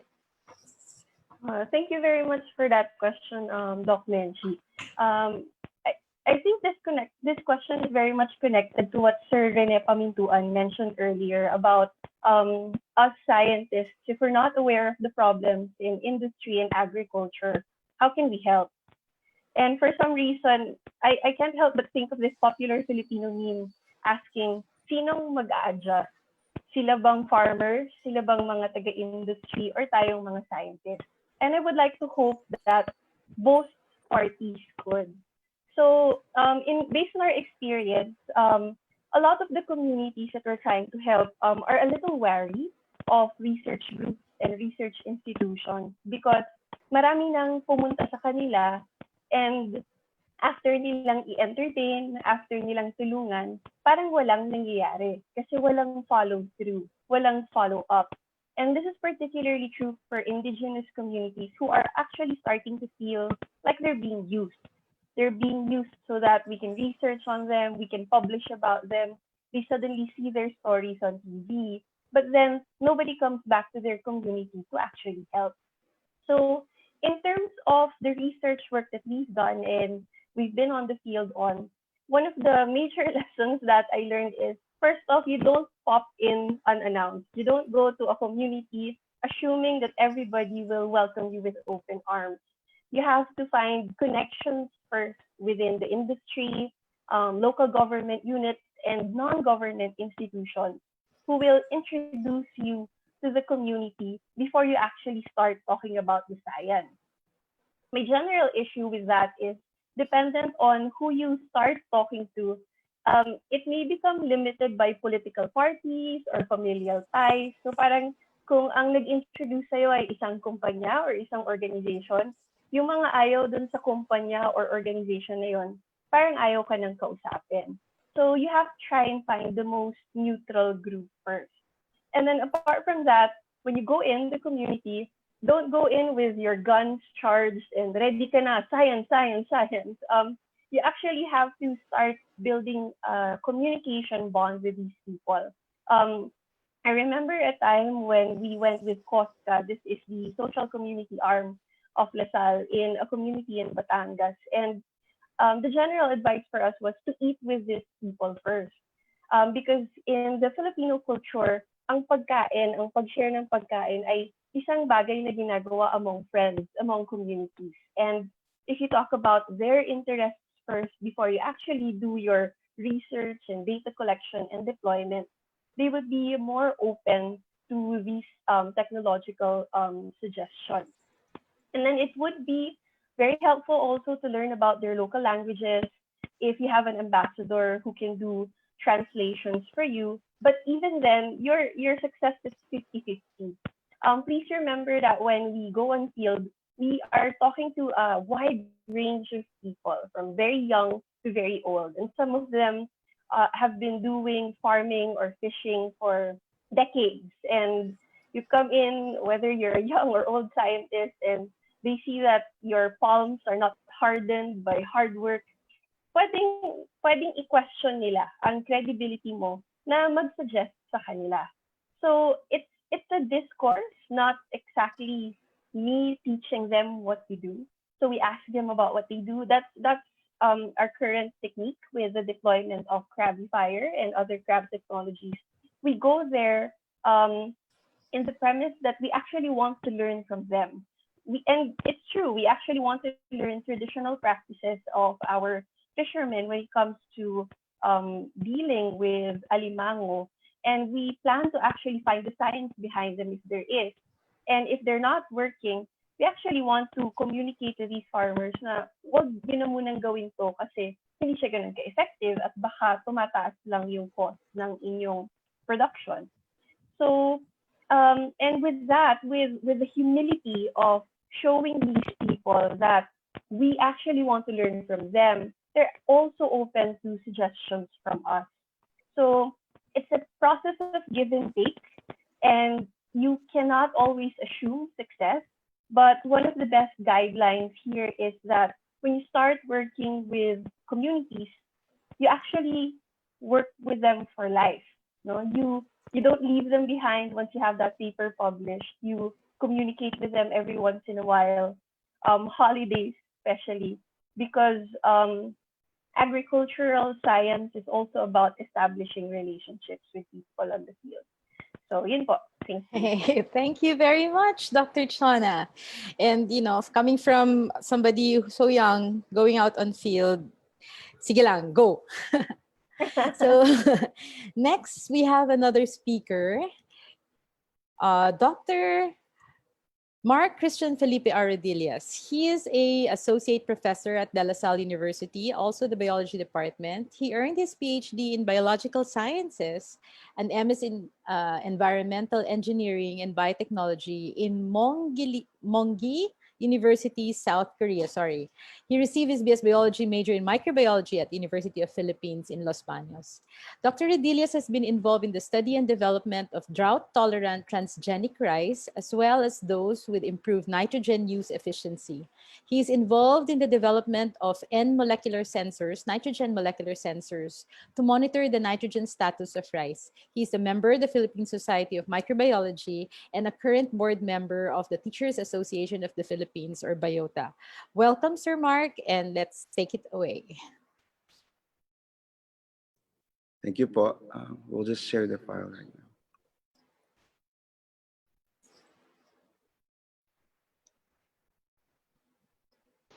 Good morning.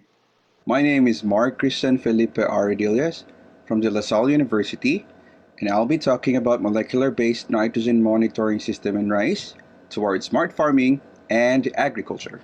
So nitrogen exists in different forms in the environment. Actually, 78% of the air that we breathe is made up of nitrogen gas. But it is the soluble form in ammonium and nitrates that are utilized by plants. These are the ones that are readily available for them for use. All of which can be a contributor in pollution if they're not properly regulated. These guys can cause respiratory and heart disease. And N2O, or the nitrous oxide, actually is 300 times more powerful than CO2. And not only it affects our health, but it actually depletes the stratospheric ozone. So nitrogen, if not properly regulated and controlled, is not good for us and for the environment. When we grow plants, there will be several factors that are considered and involved for reaching maximum yield. So the type of cultivars that you use, the climate should be appropriate for the cultivar, the machineries used for plowing, the water availability, of course the fertilizers and the machineries. All of these affects the yield. In addition to this, there are also major abiotic problems that significantly affect the harvest in the field. You have the drought, the flood, salinity, and even the fertility of the soil, which at least among these four, the fertility, that's the one that we can augment or improve. The deficiency or oversupply of these nutrients can actually be harmful to plants. The case of alkalinity and aluminum toxicity, calcium deficiency, copper deficiency, phosphorus and potassium, and more importantly, nitrogen. So either deficient or there's an oversupply, it's not good to the crops. In the case of nitrogen, which is the target of this study, plants that are grown in limited amount of nitrogen or no nitrogen, we'll see here that it is stunted. It has yellowish color and they're actually narrow, which again limits the grain production. If you see this, the plants in the field are actually visibly yellow if they don't receive enough or the optimum amount of nitrogen. So if it's too low, the panicle formation will be reduced because there will be less tillers, and of course low tillers will give you low panicles. Low panicles give you lower grains, thus giving you lower amount of harvest. And at the same time, if you put too much nitrogen, it's also not good since plants grow quickly. They're too weak, and it's also very prone to infestation. So that's why we need to look at smart farming and also called precision agriculture. And it's all about growing backed up by data and constant monitoring of your crops. For example, if there's too much or too little nitrogen can be alleviated by looking at these different steps that we can do to reduce excess nitrogen and also improve limited nitrogen use. So even if there's just small amount of nitrogen that we provide, as long as we are able to monitor the growth properly, then we can say that plants are receiving enough amount because not 100% of the fertilizer that we give is absorbed. Actually, less than 50% is absorbed by plants, and most of these will just go to runoff and thereby polluting the receiving bodies of water. In 2016, there was a report published in the Philippine Institute for Development Studies where it says the recommended application rate of fertilizer is 100 kilograms per hectare, but what was applied was 74 and 73 in irrigated and dry and wet seasons, respectively, and at the same time in the rain-fed farms, it's way lower than that. And of course, what we do here is we expect what is going to be the yield, which is way lower than the maximum or expected yield. So reasons were high fertilizer price and lack of water. So the question is, what if we don't really have to give them 100% according to this suggestion, since most of the nitrogen are going to be wasted anyway? So what we just need to do is actually support or consider this smart farming, where we monitor our crops closely and responding to this data we get appropriately. So several methods on how nitrogen is monitored is either through destructive or non-destructive method. Destructive will be collecting tissue samples and analyzing it in the lab. Thereby later on you'll have an idea or how much nitrogen or that your plant contains. The non-destructive method utilize a different point of view on how to monitor plants. For example, in SPAD, it relies on the greenness. The stronger the color green will give you a higher value of SPAD, meaning plants are healthy, but it doesn't mean it is good for them. Just like in rice, it can lead to lodging with very weak comp. HandyP relies on chlorophyll fluorescence, which relies on the photosystem 2 activities related to the photosynthetic machineries. LCC, or the leaf color chart, also relies on the colors of the rice leaves and will actually give you a suggestion on how much fertilizer you need to provide to your plants. So in most developed countries, they're already using drones and the Sierra sensors, where it relies on leaf reflectance, which collects images from the field and process it in softwares and give you an idea or suggestions on how much fertilizers you need to put or augment. But how do we make this real time? Why? Because from this point, we think that the responses of these sensors are delayed, which means when plants are exhibiting yellow in color, we know that they're suffering already, which means plants are already exhibiting symptoms because they're already suffering from factors or stresses from the environment. So that's why we need to development of sensors that are required. So what we think is to rely on these transcripts in rice.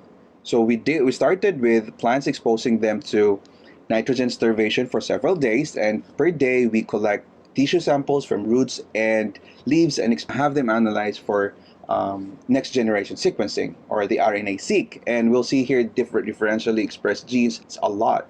And from that, we filtered some of the genes that are responsive to or specific to nitrogen by doing a separate round of RT-PCR.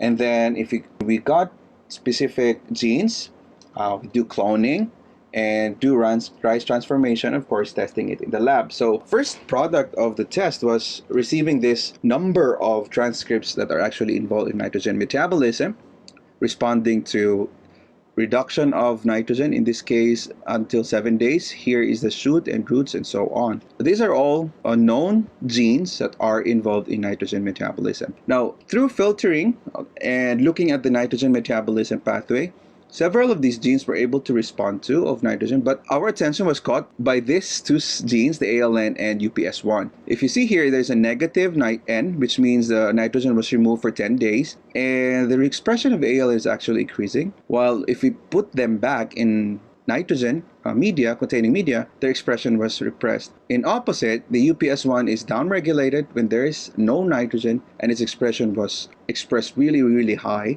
when they're placed in nitrogen-containing media. Now, these genes are actually involved in ureate metabolism, or in the purine metabolism pathway. Purine metabolism pathway is involved in the production of ureates. Ureates are the main pathway or nitrogen metabolic pathway in nitrogen-fixing plants. This one's very important important because rice are not ureate formers, they're amide formers, meaning they synthesize amino acids. But for nitrogen fixing plants, they convert the ammonium fixed here in the bacterioid, converting it to amino acids directly, or after converting it to amino acids, producing these ureates. While at the same time, in purine metabolism, it's converted right away to allantoin. Now, we also tested that allantoin can actually be used by rice as a sole nitrogen source. And we have a separate paper for this showing or indicating how allantoin overproduction in rice were able to improve the nitrogen use efficiency of rice.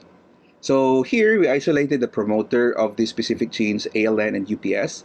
Also isolated the coding sequence of the gene. So we isolated promoters and the CDS and inserted it in a gene cassette containing the reporter protein luciferase. So you have the promoter driving the expression of the CDS and at the same time the luciferase. The purpose of luciferase is used for testing the activity of the promoters. So since our genes are responsive to no nitrogen and with nitrogen in the medium, we can test this by attaching the promoter to this reporter gene, reporter proteins. And it will actually give a higher fluorescence right after it comes in contact with the substrate luciferin. So after this, we produce the transgenic plants through tissue culture and using the agrobacterium transformation method. So here are examples of the transformants or transgenic plants containing these sensors. Let's just call this ALN plants and this one's UPS plants. Now here basically what we can see is if we grow them in medium containing high amount of nitrogen and with low amount of nitrogen, the UPS exhibited this fluorescence and non-fluorescence after spraying with luciferin as the substrate of the luciferase protein. On the other hand, ALN plants, as expected, didn't have expression of luciferase if the nitrogen is provided, but if there's no nitrogen in the medium, they express the luciferase. Though this is rapid and it's a real-time monitoring system, disadvantage would be it's very expensive because you have to produce transgenic plants and imaging system. This one is just another setup where it was incubated for a longer time, as well in 5 days and of starvation and negative, and the same result were obtained. Now, the current application of the transgenic plants that was produced in the lab is they underwent mutagenesis. And looking at these mutants that are either hypersensitive or insensitive to nitrogen starvation or over supply of nitrogen. So it depends on their expression, and that this will be filtered and will be analyzed for either for SNP analysis through NGS or our functional analysis and identification of phenotypes if they're exposed to genomic editing through Cas9 or CRISPR-Cas9. So overcoming the problem of expensive production of sensors, we tried to improve this into a step wherein it can be done in the field and on-site by using the concept or principle of loop-mediated isothermal amplification. We have to note that these genes are only responsive to nitrogen signal. So when the plants detect through their roots that there is a minimal amount of nitrogen in the soil or even in the medium, you can actually monitor them through their shoots.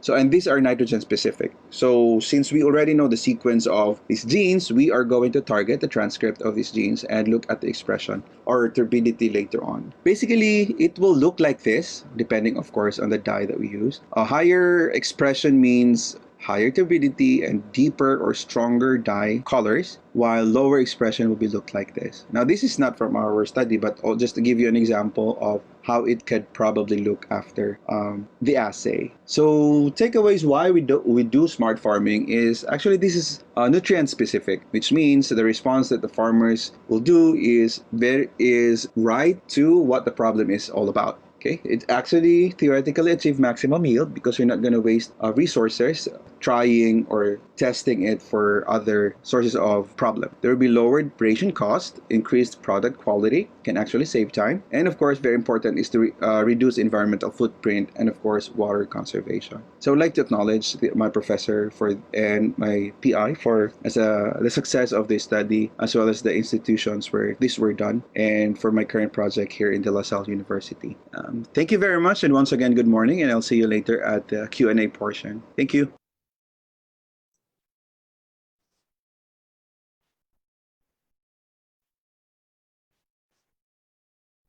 Doc Mency, naka-mute po.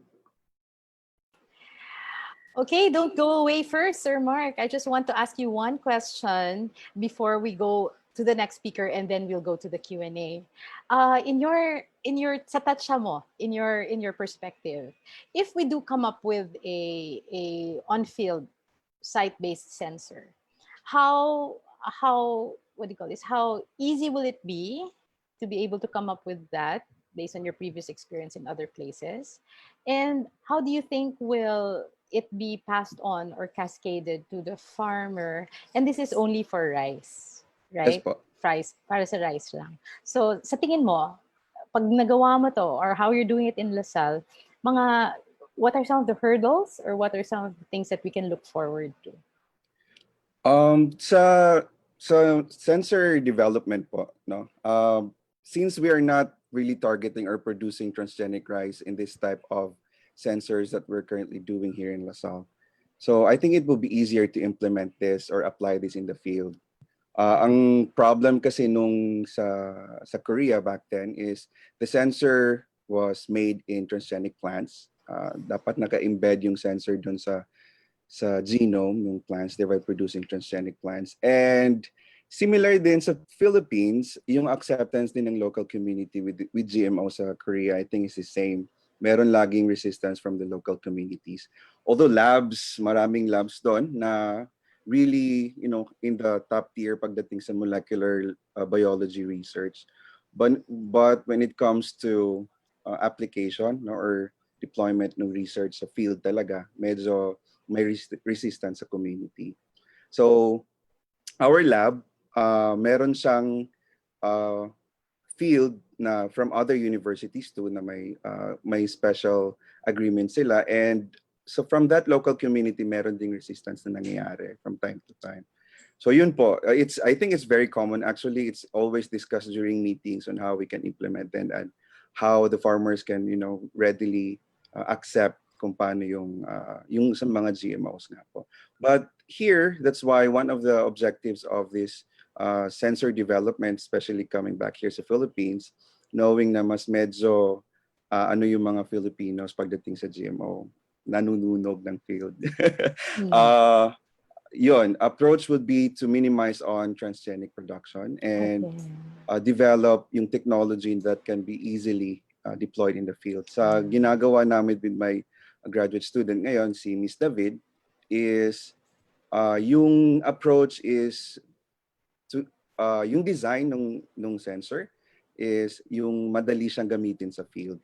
And basically just to get a sample from the rice plants and then just put it on a small tube. And hopefully, ganun lang siya kabilis, theoretically speaking, and as yung expectation. But we still have to test that pagdating sa field. Pag sa lab kasi, probably it will work and it's going to be a different story when it comes to testing in the field. Yeah, so a really good thing there is to have the farmer scientist communication and connection early on. So you can do this. Thank you, Sir Mark. Thank you very much. So we're going to come back with you in the Q&A later to be led by Dr. Amalin. Our next speaker is Dr. Billy Joel Almarines. He is a full-time associate professor at the biology department de La Salle University. His PhD was obtained from the same institution under the Biological Control Research Unit of the Center for Natural Science and Environment Research. He has been working for several years now on the auspices of people like Dr. Barion, Dr. Amalin, on the biology and ecology of an endoparasitoid Compariella caulanica of the coconut scale insect Aspidiotus rigidus. We're back to coconuts and its role as the biological control agent for this species. Billy is a proud graduate of the Philippine Normal University and an example of how trained teachers who are encouraged to become trained researchers are the best in inspiring students to pursue science and engineering careers. So I'm moving it over to you, Sir Billy.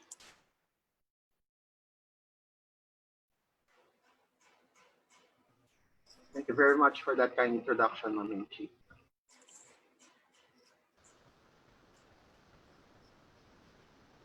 A very pleasant day to everyone. I am Billy Almarines from the Biology Department and the Biological Control Research Unit of the Salle University.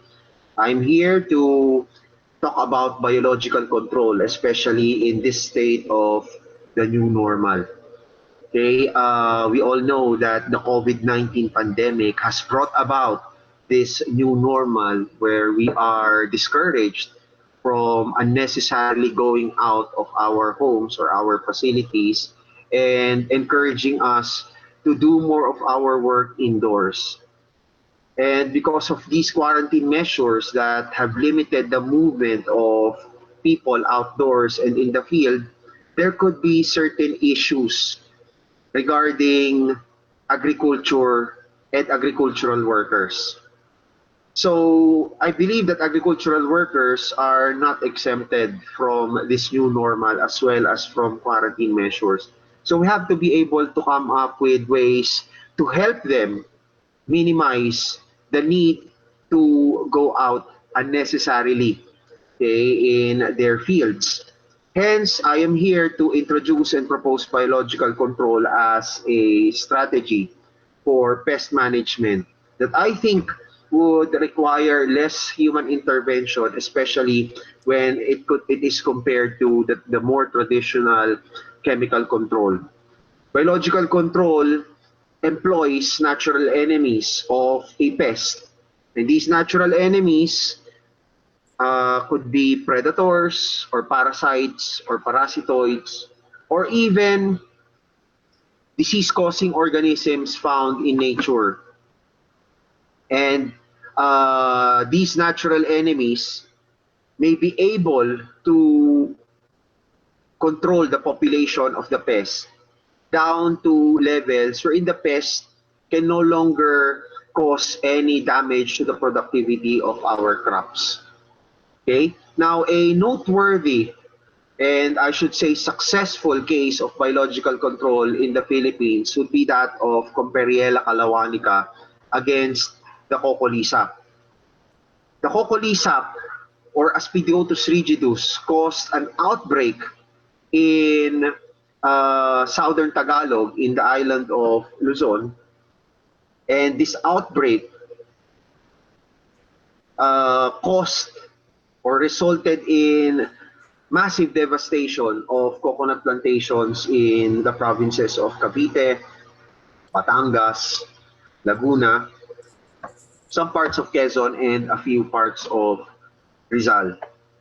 And the Cocolisa or Aspidiotus rigidus can impair the photosynthetic capability of the host coconut palm because when these insects feed on the foliage of the host plant, okay, the saliva of these insects destroys the chlorophyll and the chloroplasts of the tissues of the foliage. Additionally, transpiration and water transport in the affected host plant can be impaired because in cases of very heavy infestation, severe infestation, and very dense colonies are encrusting on the underside of the coconut leaflets, the insects tend to block the stomata through which transpiration occurs.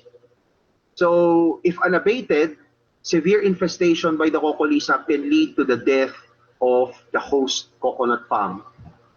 The government, through the Philippine Coconut Authority, implemented control measures, including frank injection of the systemic insecticide dinotefuran.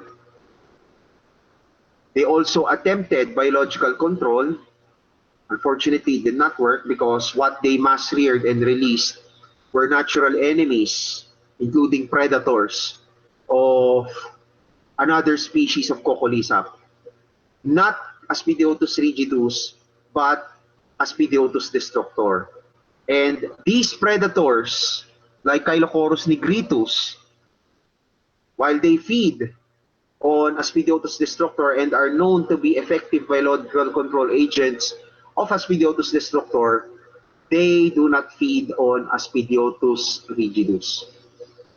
There were also claims that the Cocolisap outbreak in southern Tagalog went down as a result of the Typhoon Ramasun or Typhoon Glenda that occurred sometime in July 2014. In our study site in Calauan, Laguna, in Hidden Valley Springs Resort, we observed that the coconut palms there were able to completely recover even without any intervention by the Philippine Coconut Authority, meaning there was no trunk injection of dinotefuran, nor release of natural enemies of Aspergillus destructor in Hidden Valley Springs Resort. Nevertheless, the coconut palms were able to recover, and we believe that such recovery, not just in Calauan, Laguna, but in the other parts of southern Tagalog where the outbreak occurred, okay, we believe that the insect that we discovered in Calauan, Laguna, Comperiella calawanica, contributed greatly to that recovery. Comperiella calawanica was confirmed through our laboratory and field studies to be a very effective natural enemy of Cocolisap or Aspergillus rigidus. And during the time of our discovery, it was a new species and we named it after the type locality or Calauan, Laguna, where we found the first specimens. And we also found that Comperiella calawanica exhibits characteristics that would suggest that it could be an effective biological control agent against its host, Aspergillus rigidus, which is now considered a major pest of coconut here in the Philippines. In the field, we were able to record, parallel to the decline in the abundance of Aspergillus rigidus in southern Tagalog, the remarkable recovery of what used to be heavily infested coconut palms in our study sites in southern Tagalog between 2014 and 2016. And we also were able to record very high parasitization levels by Comperiella calawanica, as indicated by those percentages. Okay, very high parasitization on Aspergillus rigidus by Comperiella calawanica, close to 100% and more than 50%. That's why we believe that parasitism by Comperiella calawanica was a major contributor to the recovery of the coconut palms in southern Tagalog. And from our researches in the field and in the laboratory, and through the help of funding coming from DOS TP Card and De La Salle University, we were able to develop technologies for mass rearing and strategic release of Comperiella calawanica as biological control agent against Aspergillus rigidus or Cocolisap. So through our government-funded project, we were able to develop protocols for laboratory-based as well as outdoor-based rearing of Comperiella calawanica for biological control of Aspergillus rigidus in areas of new invasion. Okay, so if we confirm invasion or infestation by Aspergillus rigidus in areas where Comperiella calawanica is not yet present, we intended to release the mass-reared Comperiella calawanica from our facilities in Laguna to those areas. And in late 2016, we were able to identify and confirm such an area of new invasion by Aspergillus rigidus in Zamboanga City. And upon our confirmation of Aspergillus rigidus infestation in Zamboanga City, we brought to and released mass-reared Comperiella calawanica from our facilities in Laguna to Zamboanga City. And we observed that the Comperiella calawanica we mass-reared in Laguna readily attacked Aspidiotus rigidus in Zamboanga City.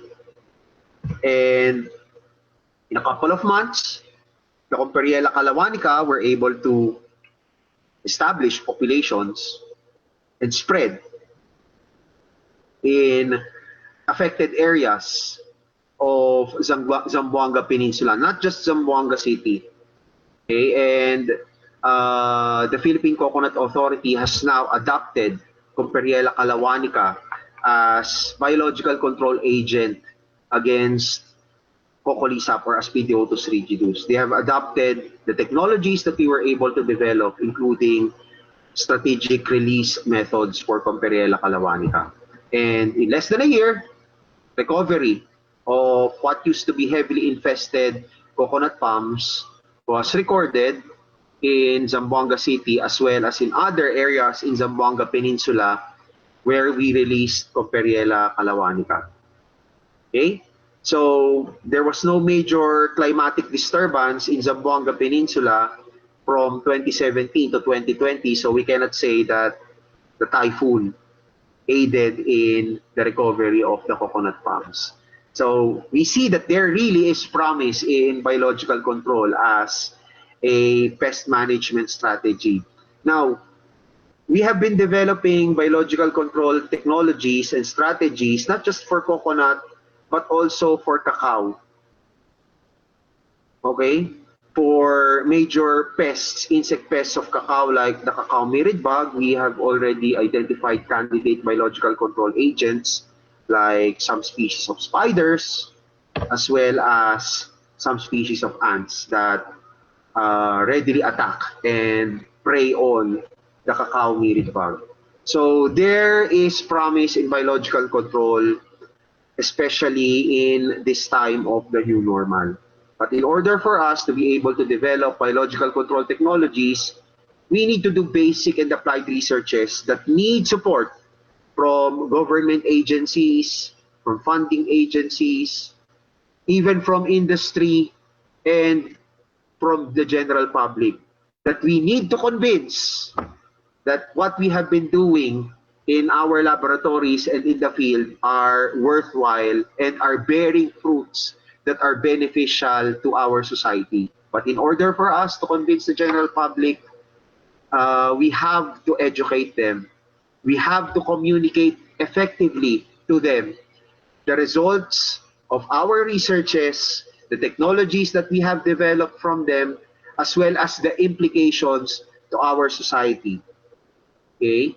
So with that, I would like to thank our funding agencies, the Department of Science and Technology, PICARD, Salle University, and also the Philippine Coconut Authority for their invaluable assistance in our fieldwork in Zamboanga City, most notably Sir Ramon Rivera.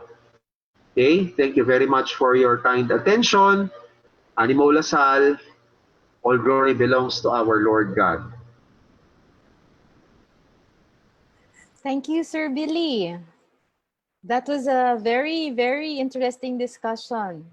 Actually, we're getting questions from previous talks and not the current talks, so we're just going to move them to the end. Sir Billy, just quick question. If you look at this technology of finding biological control agents, it seems very amazing. Do you know, you said you've worked with coconut and cacao. What do you think would be a good strategy in terms of developing work in the lab that can be used for this, when things like this happen? And what are the organisms that we should be focusing on in terms of the developing of biological control agents? Thank you for that, for those questions, Ma'am Menchi. And by the way, before I answer, I would like to acknowledge Dr. Divina Amalin, who has been very instrumental as the director of DLSU CENSER, as well as the former lead scientist of Biological Control Research Unit. when it comes to discovering new new candidate biological control agents in the field, I guess nowadays that would be the challenge because of the new normal, because of the quarantine measures. But uh, for those pests with documented natural enemy complexes already, I think the first step that we can do is to know if these are present in the Philippines, even if we're not going out in the field. Perhaps we can derive from reports, from published reports, if these natural enemies occur. And by natural enemies, I'm not just referring uh, to predators or parasitoids, but also pathogens, okay, uh, that can cause fatality to the pests, but not any harm on human beings or other animals. So when it comes to laboratory work, when it comes to new to discovery of new candidate biological control agents, unfortunately nowadays, and I think that's one sad thing that I can relate to right now, because personally I cannot go to our laboratory. Okay, uh, but when it comes to biological control agents that we may already have in our laboratories, then fortunately we have people in our laboratory that continue our work. Okay. Actually, there's also an avenue for discovery of biological control agents in uh, in microbiology, because pathogens, entomopathogens, could be fungi, could be bacteria, uh, and I think they're easier to handle in the laboratory compared to Right. live insects or spiders. And uh, so unfortunately, that's how the new normal limits us. But when it comes to opportunities for what we already have right now, the biological control technologies and biologically based pest management strategies that we have already developed, there is promise not just in directly applying these technologies to agriculture, but also in terms of partnering with industries. And I think Sir Rene, I think I saw Sir Rene type a comment about the possibility of partnering with industry. And actually, it is a promising endeavor, Mamenchi, because actually in the US, uh, biological control agents are those that are already being used widely in Mm. agricultural areas. They're actually no longer produced by the scientific facilities, but they're already produced by industries. Wow. All right. So there's also economic promise in biological control, Yeah. uh, as long as we are able to partner with industry, and we have to communicate, really communicate this Yeah. uh, to the industry, because I'm sure not many people know about biological Yes, control. yes, definitely. Thank you for that, Sir Billy. That was an amazing discussion. And for students, now systematics, ecology, these are not foregone topics, and they can actually be melded very easily with the kind of things that industry will need. So just as a recap, this is brought to you by the Philippine American Academy for Science and Engineering. PAASE is an international organization of scientists and engineers who have distinguished themselves in scholarly and research activities and who are of Philippine descent, based in the Philippines, the US, and elsewhere. Pangatlong linggo na po ito ng mga PAASE talk session. Alam po kasi namin na bilang mga biyahasa sa siyensya at enhinyeriya, nasa atin na ang responsibilidad na tumugon sa pangangailangan ng ating mga kababayan gamit ang ating mga kaalaman. So moving on from the land to the sea or the water as we started, we have two more talks more related to the water environment. The upcoming talk is by Dr. Marla Redillas. She's from the engineering division in the Civil Engineering Department of De La Salle University.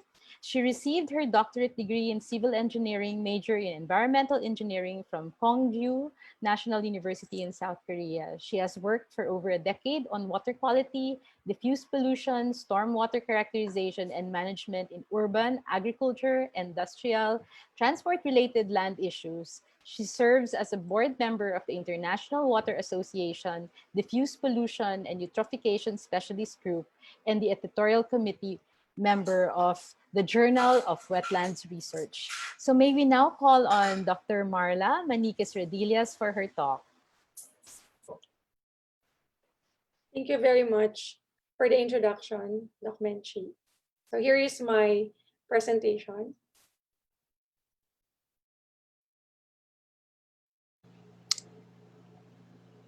A pleasant morning to each and everyone. I am Marla Maniquez-Redillas from the Civil Engineering Department at De La Salle University, Manila. As we all know, sustainable agriculture is one of the greatest challenges more than ever. Sustainability implies that agriculture not only secure a sustained food supply, but that its environmental, socio-economic, and human health impacts are recognized and accounted for within national development plans. Today, I am going to talk about water demand and pollution in the agricultural sector and the paradigm shift in agriculture water management, which is what we call NBS or the nature-based solutions. And to be able to understand the application of NBS, I'm going to share with you the research that I did when I was in South Korea on constructed wetlands. And hopefully, we could acknowledge the challenges and the need for NBS in the new normal. Current global water usage is unsustainable and must be reduced in order to secure access to water for the next 100 years. The map on the left highlights the large amounts of water withdrawal, which is water that is taken out from the water system, and consumption, the water that humans can no longer be used by continent and sector. Taking account for differences in population and in the ratio of water consumption to water withdrawal, we can evaluate the efficiencies in water use between nations based on these two characteristics. It is evident that in Asia, the highest withdrawal and consumption could be found.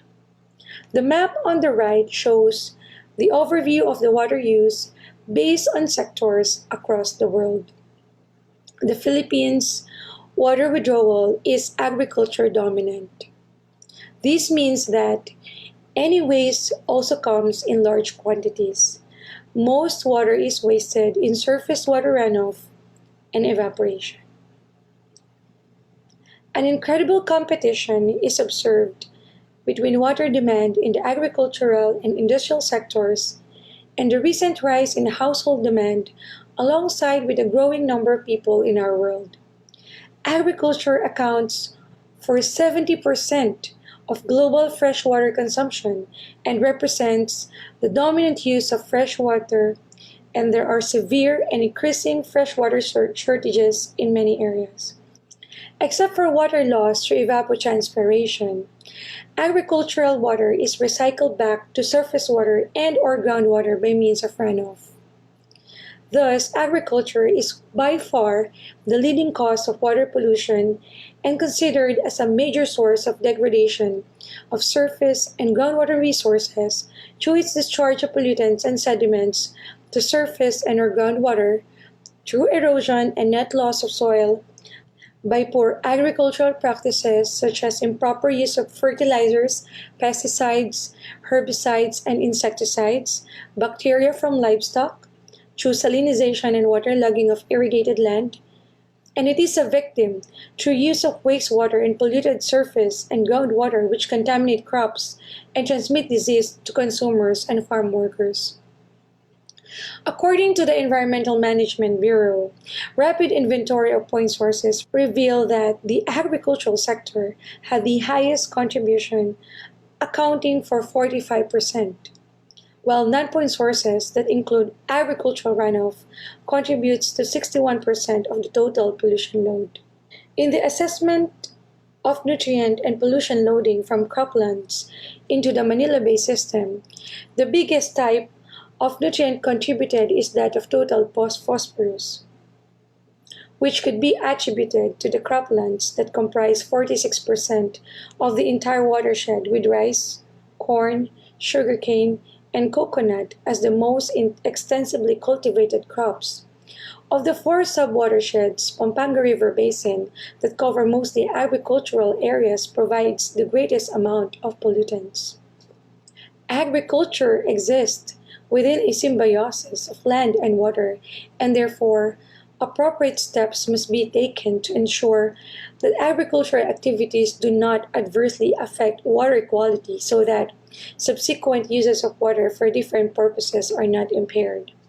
Just recently, in 2018, during the World Water Day, a new concept was launched in the World Water Development Report that seeks to inform policy and decision makers inside and outside the water community about the potential of nature-based solutions to address contemporary water management challenges across all sectors, and particularly regarding water for agriculture, sustainable cities, disaster risk reduction, and water quality.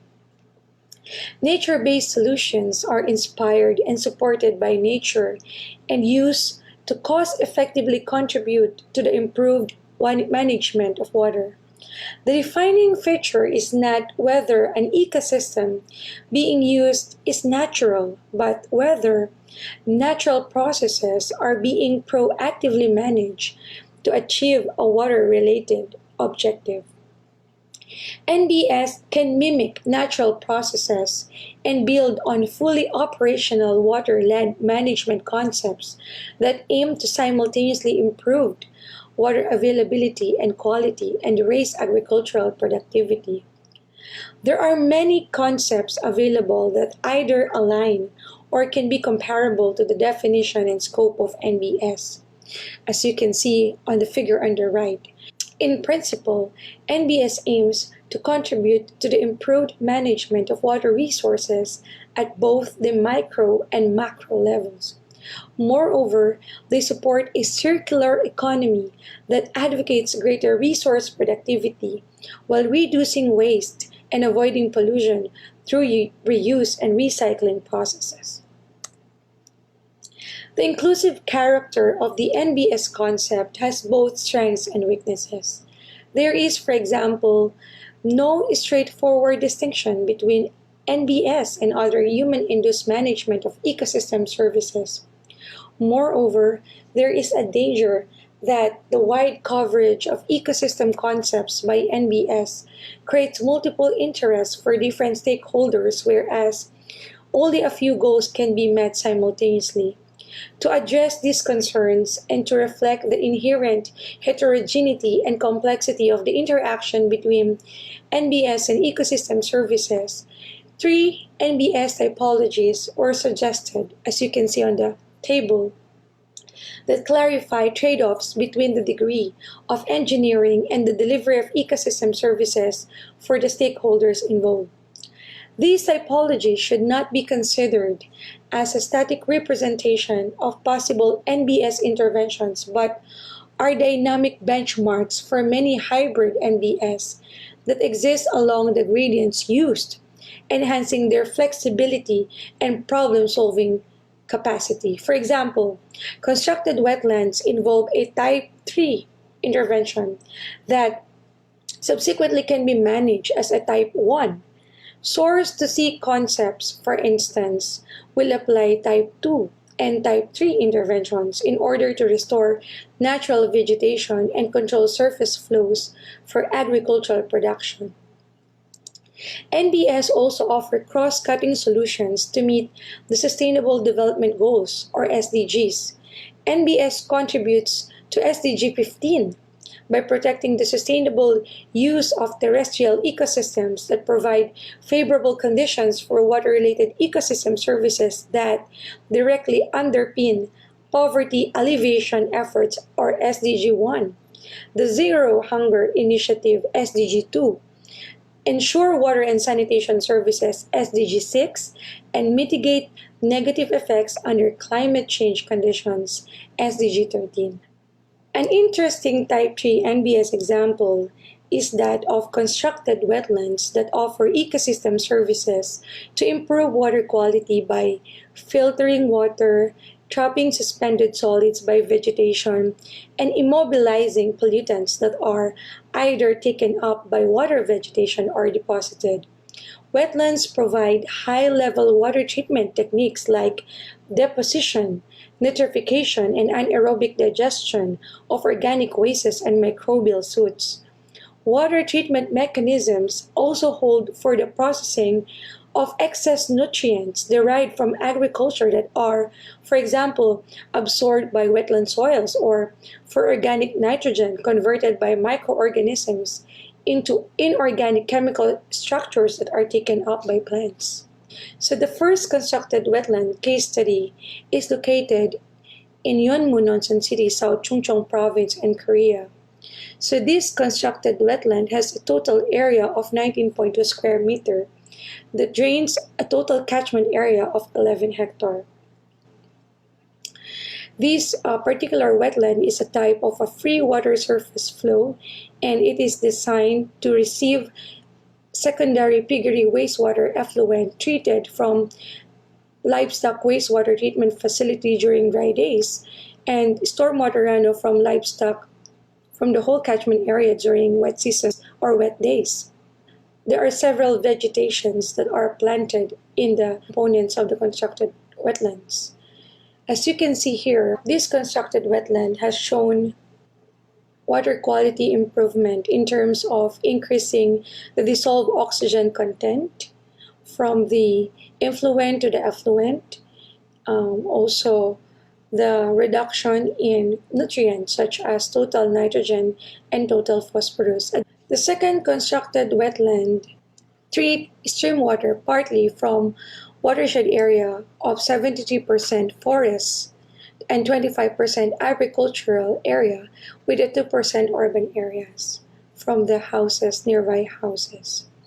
So this constructed wetland is a type of a meandering, continuous type free-water surface with several components such as sedimentation zone, deep marsh, shallow marsh, and planted with different vegetation such as this. Now, based on our monitoring on these constructed wetlands, the water quality from the inlet to the outlet was greatly improved.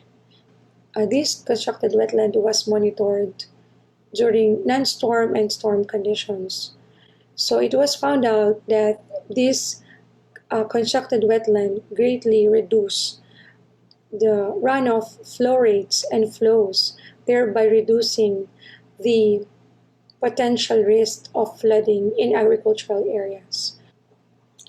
Historically, water management practices in the agricultural sector were viewed as a driving force behind natural habitat degradation, purposefully obstructing the functioning of ecosystem services.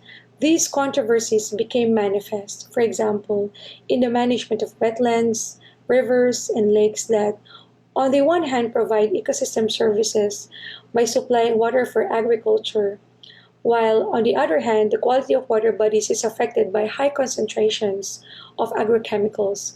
Yet there is a growing understanding that interventions that sustain or improve the state of and quality of ecosystems are also beneficial for agricultural development and agricultural water management.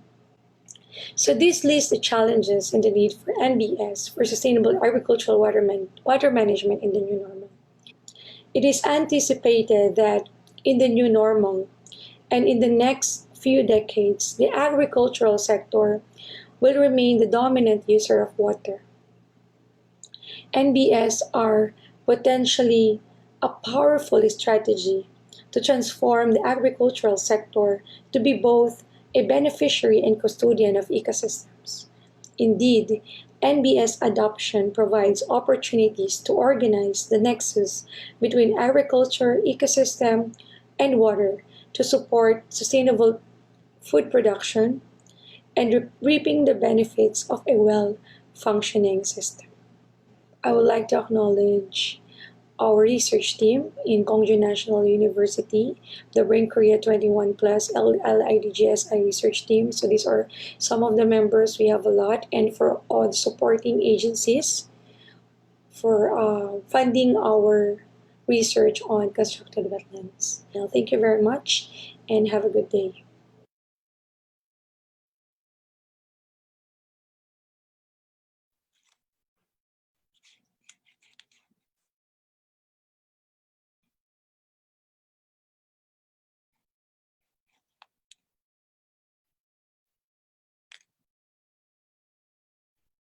Parang nawala. Nawala yung host.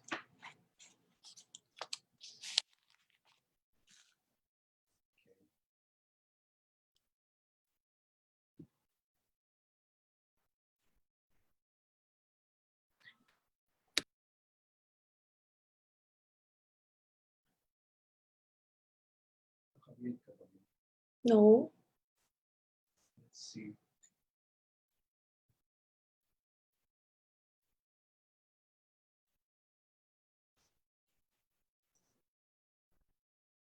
Dr. Menchi is back. I'm so sorry, Marla. I've caught that last one. I was just gonna ask you one question. I know water is not really top in the discussion of agriculture right now. It's more production. It's more trade, maybe, as they've been listing. How do we raise the profile of water? How do you think we should be raising the profile of water in these discussions? Water use. Yeah, as far as I know, in the agriculture sector, well, I am working in environmental engineering field, so water is the most important in the environmental engineering field. So I guess for the agricultural sector, so since it was mentioned in my presentation that agriculture is the sector with the highest water demand among all of other sectors, it means that in the future we will be needing more water. And if we don't have enough water in the future because of we don't take care of our water quality, then we don't have enough water for our agriculture as well. And that is not the only problem, because agriculture will be in competition with other sectors like industries and domestic use or the residential uses. So there will be conflicts in water. So yeah, I guess it is really hard actually to consider or to focus the attention on water. But I believe that if we will start at this point, I think in later on, because it is really hard to actually persuade the government or other agencies in with respect to environment, kasi that's the parang least priority talaga. Pero yun nga, so we have to really start early, because in the long term we will reap all of the benefits if we are going to focus on this nature-based solutions. So that's my comment. I think, yeah, we should get more of you into the discussion of the biologists. That's why you're here in this forum right now. Okay, we're a little late. We have one more speaker and then we will have the forum that will follow. Our next speaker, Dr. Rowena Romana Eguia, is a scientist at the Southeast Asian Fisheries Development Center. She has over 38 years of involvement with CEF-TECH and has been recently part as an adjunct professor in the biology department of De La Salle University. Her specialty is in the area of fish genetics. She obtained her bachelor's degree from the University of Philippines in Diliman, a master's degree from the Swansea University, and her PhD in the UK, and her PhD from the Tuko University in Japan. She is currently going to be discussing the issues of genetics and immunity. Let's now welcome Dr. Rowena Romana Eguia. Yeah, thank you, Doc Mench, and thank you Yes. for the introduction. So I hope Sir Mark can help me with the presentation. Yes, just as a reminder, after this, we will have our panel discussion with questions. Please continue to add on your questions into the chat box. Aquaculture.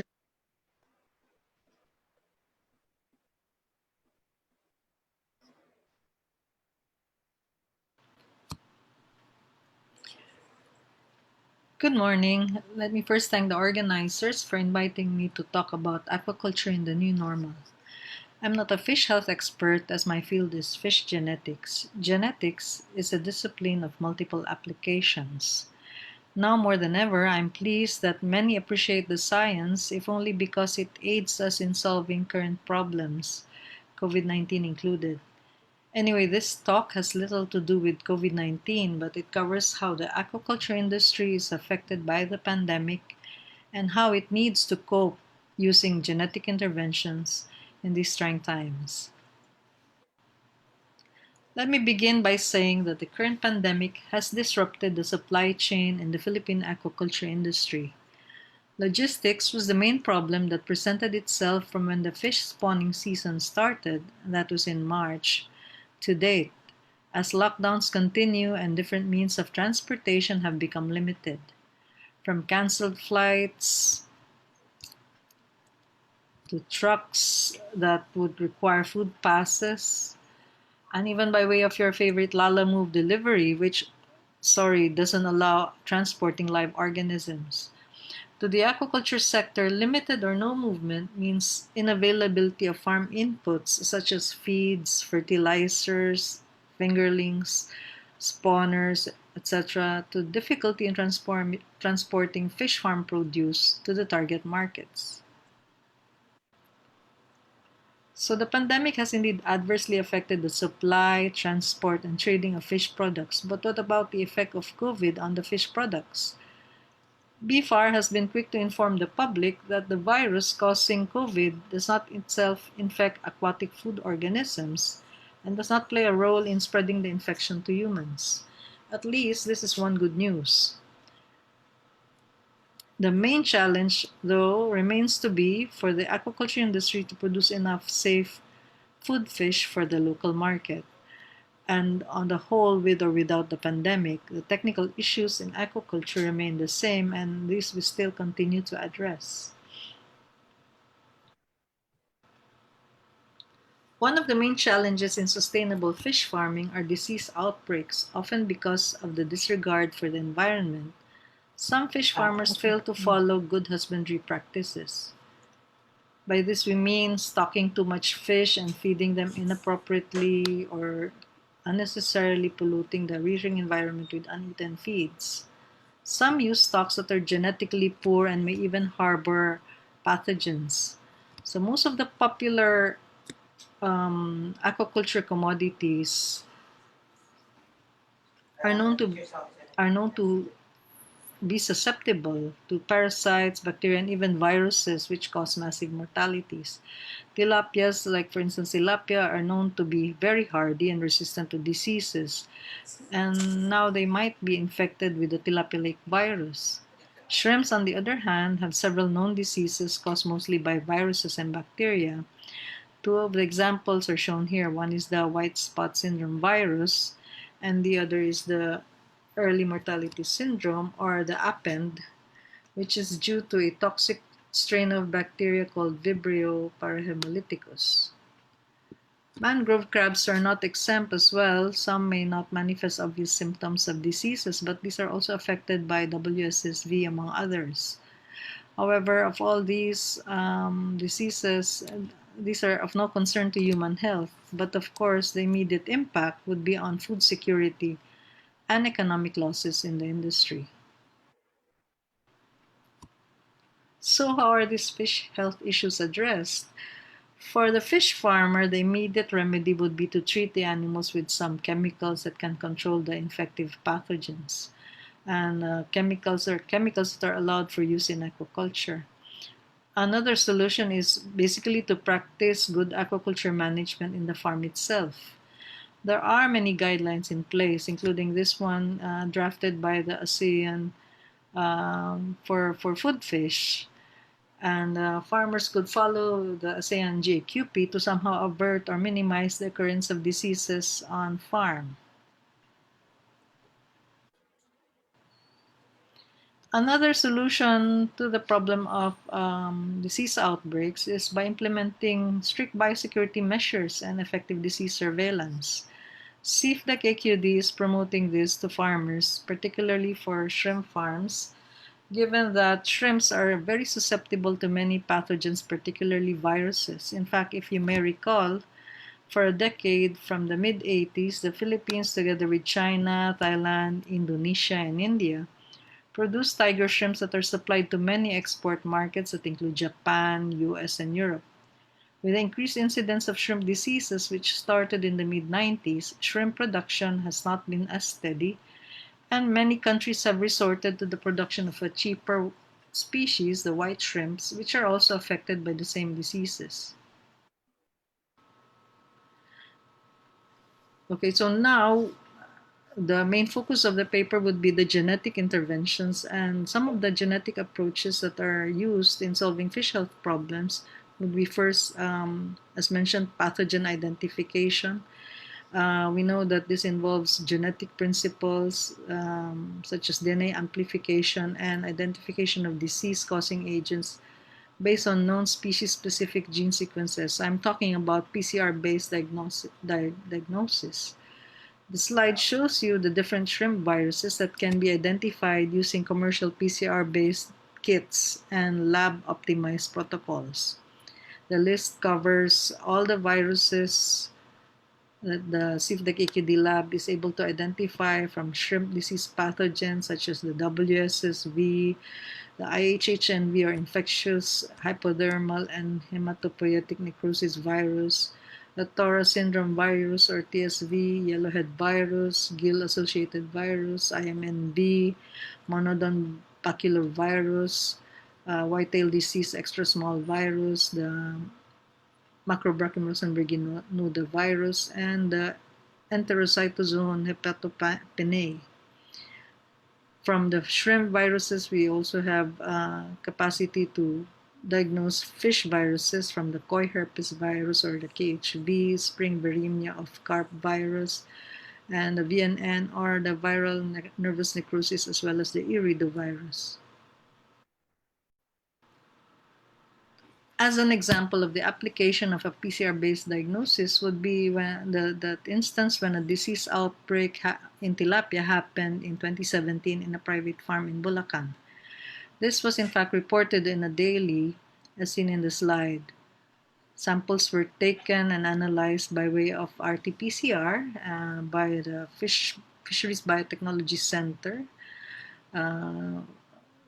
which is headed by Dr. Caschoresca of BFAR, and from their analysis, the test showed positive for TILV, which was then subsequently confirmed by the National Fish Laboratory, again by BFAR, and the report of the type of the pathogen was done to the OIE.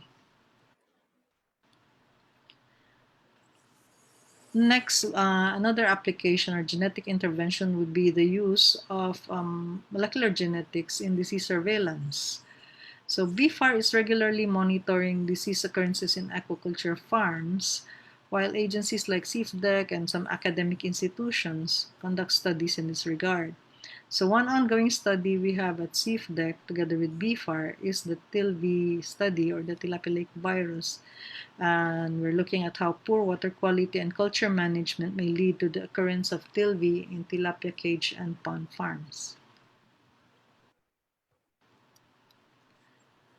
Another example of the application of molecular genetic tools and disease surveillance is in shrimps. DOST has supported a study on shrimp pathogenomics, and this involves several local agencies such as the Philippine Genome Center, Ateneo de Manila University, the Bureau of Fisheries, and CEFDEC, with funds coming from, again, DOST.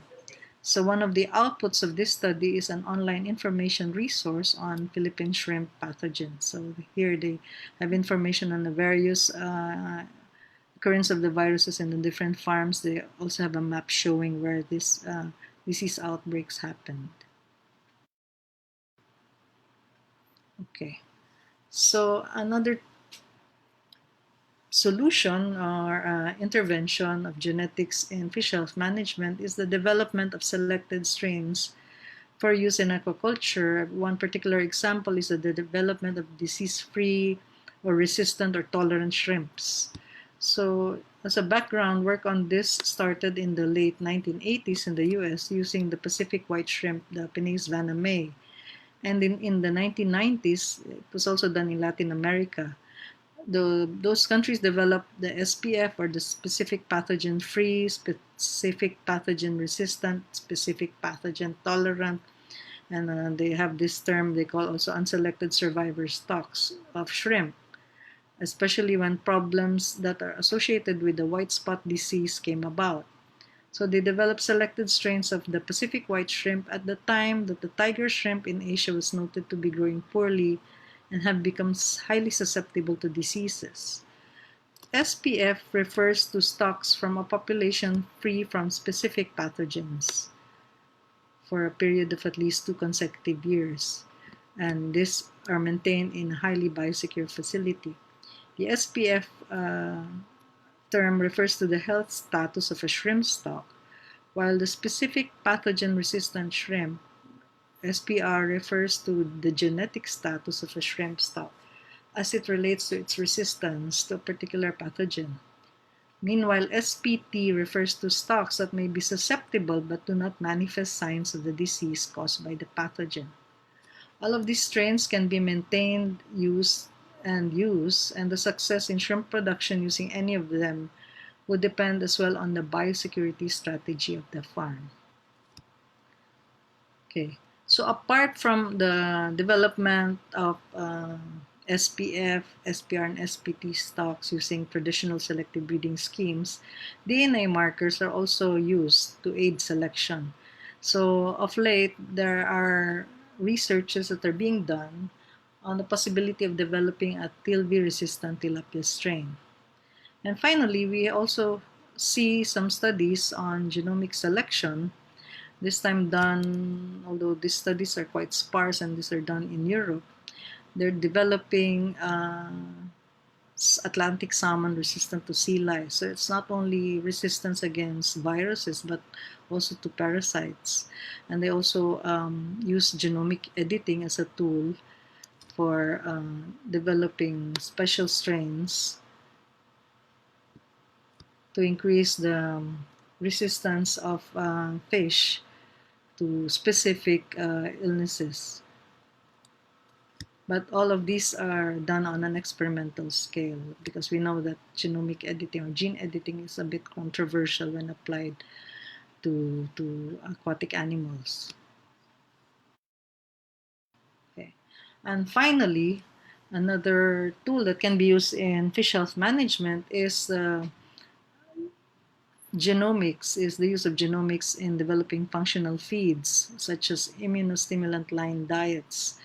So we have here as an example a study being done by DLSU as led by Dr. Menchi Lagman. And the intention of the project is to develop a cost-effective method in screening for potential immunostimulant sources from plants like Scotch grass, water hyacinth, red lettuce, to name a few. These plants may contain various levels of immunopolysaccharides that could help stimulate immunity in crustaceans like mud crabs when such additives are used in formulated feeds. So the general objective of the project, as you can see from the conceptual framework, is to develop 2 products, a set of diagnostic markers which may be used to screen candidate sources of immunostimulants, and a novel feed for the mangrove crab Scylla serrata. So I guess this is this is the last slide, and it is hoped that there will be more undertakings in the future of this nature so that we can help solve problems in aquaculture and improve fish production in a manner that is advanced and hopefully more cost-effective, quick, and yet precise. Thank you for listening.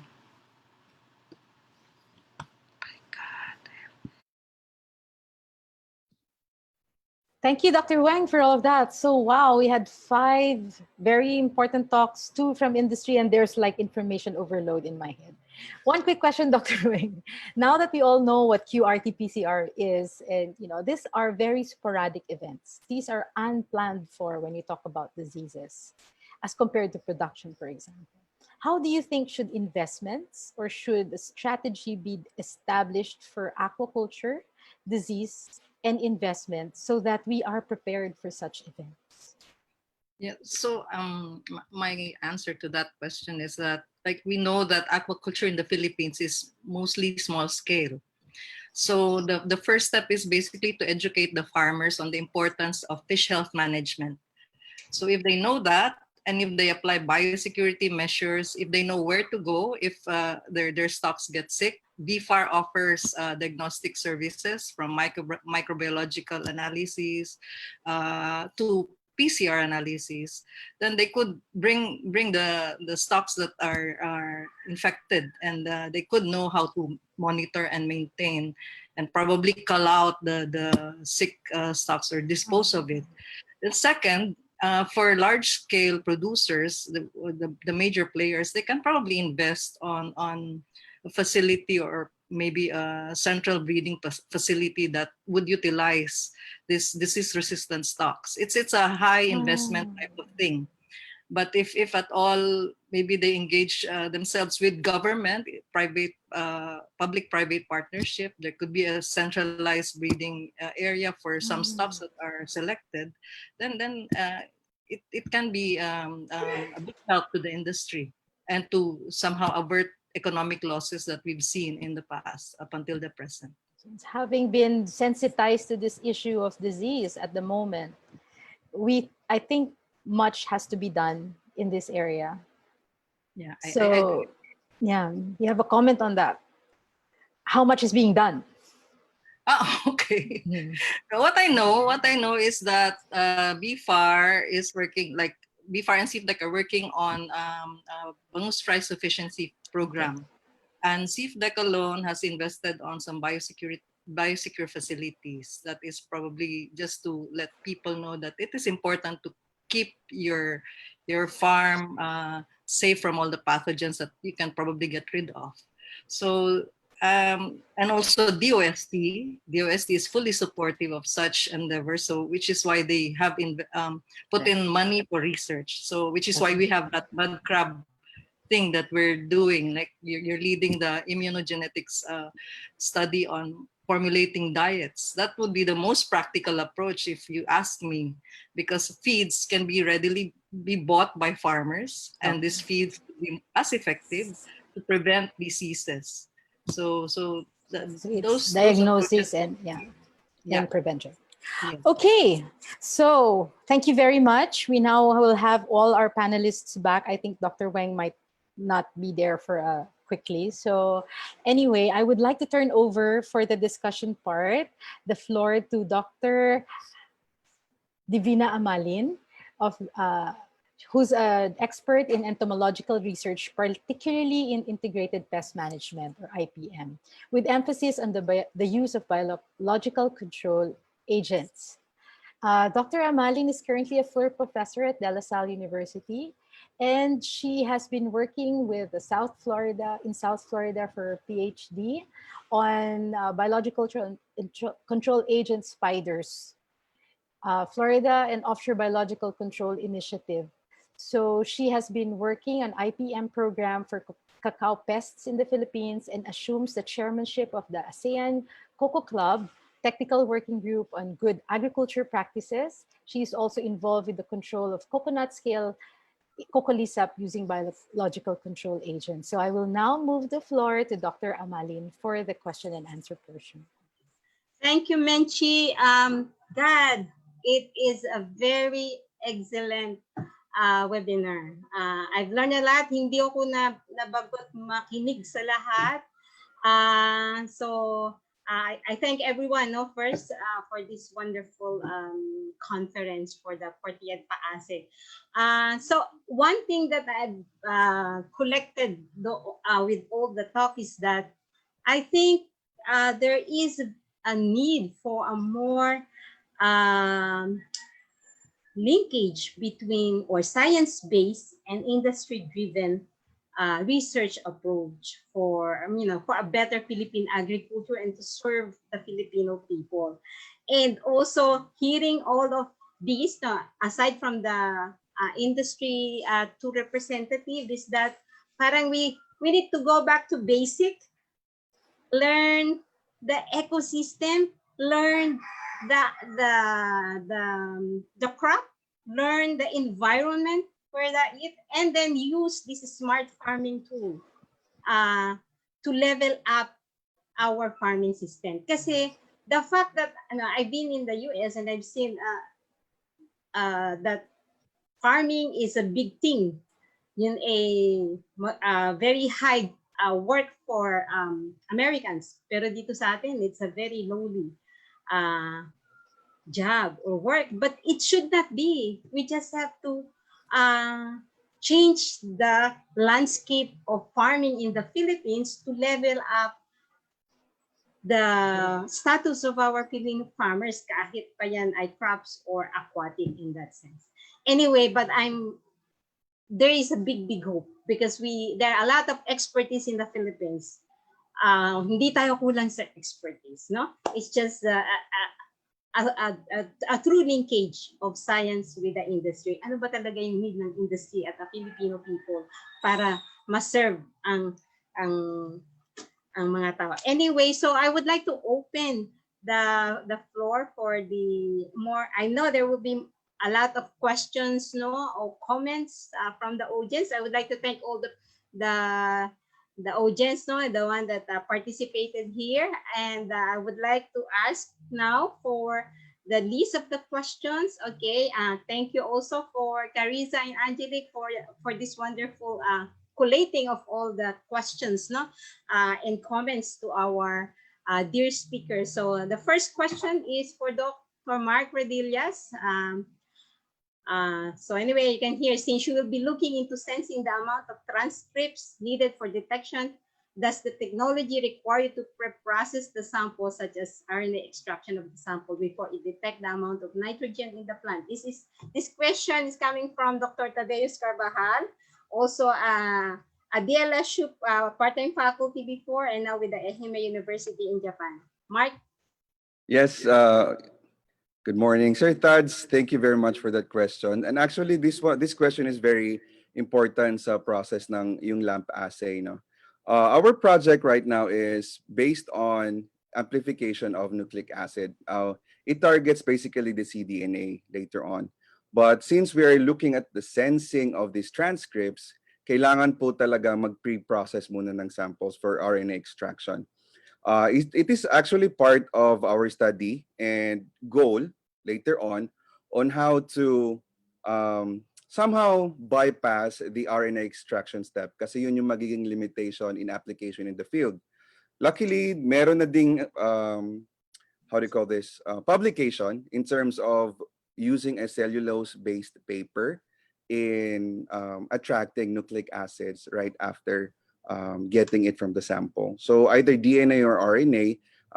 So one of these studies reported actually just using a Wattman paper, so it's cellulose-based, and it actually attracts the nucleic acids, either DNA or RNA. And from that, it can be readily available for assay. So since it's still the initial step ng research namin, lab muna, everything should be calibrated and calculated, especially the RNA extraction step and the amount of total RNA that we are going to use before deploying it to field. For now, controlled everything, but later on, this is really part of the study on how we can bypass the RNA extraction step, which is very critical kasi ano yan very sensitive, and at the same time, critical yung RNA na nako-collect. So from that alone, it can dictate the result of your work. So it's a very important question. Thank you very much, Sir Tads, for that. And later on, we'll go from LAMP to RT-LAMP, which is reverse transcriptase LAMP, para diretso na from RNA to DNA, and then LAMP assay right away. Yun po. Thank you. Okay, next question.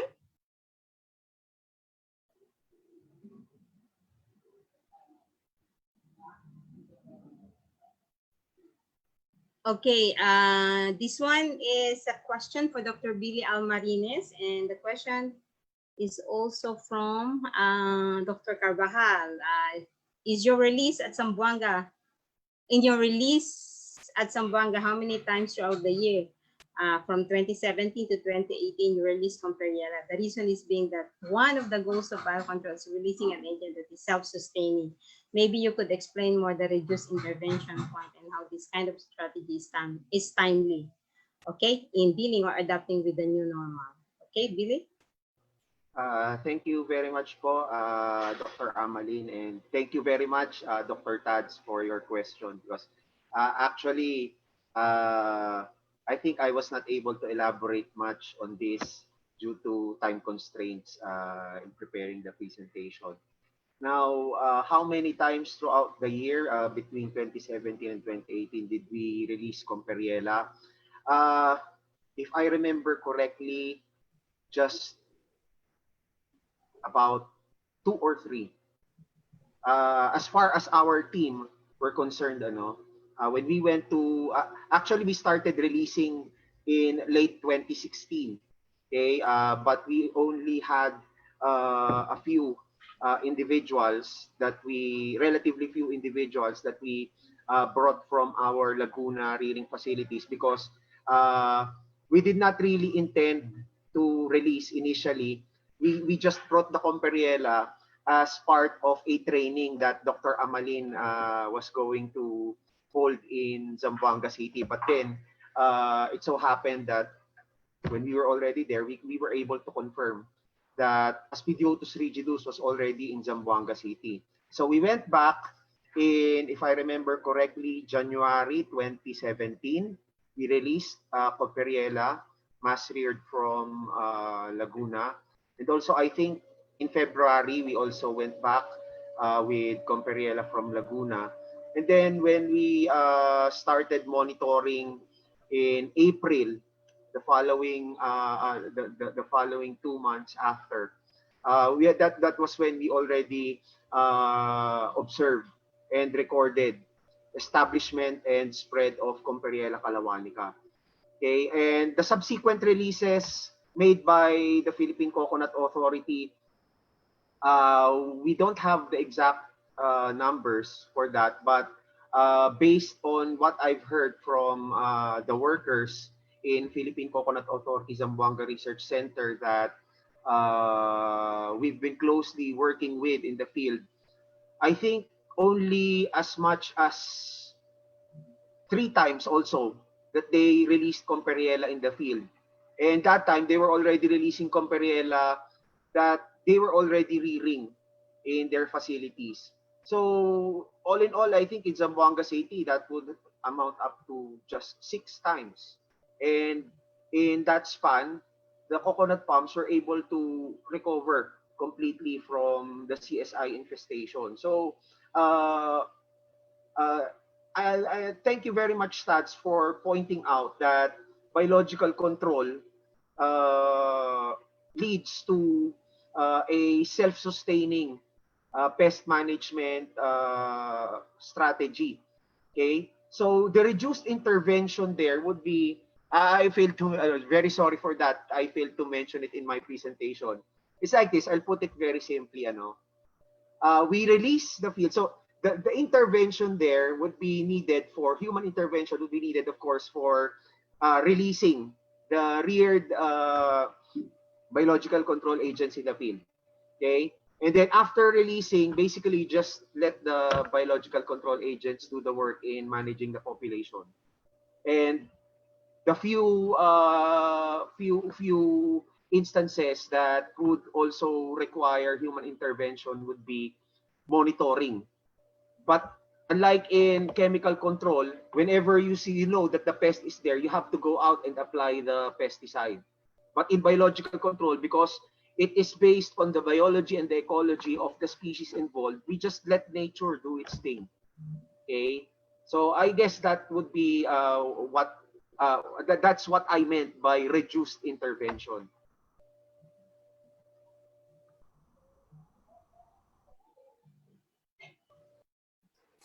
Thank you, Sir Billy, for a quick acknowledgement lang. I would like to thank the president of PAASE. I saw her; she was in the attendees list.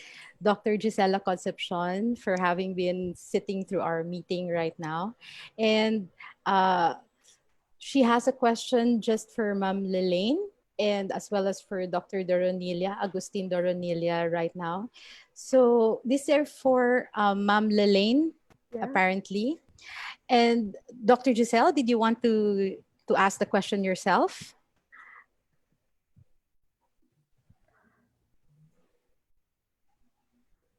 Shall I answer? Okay, I'll just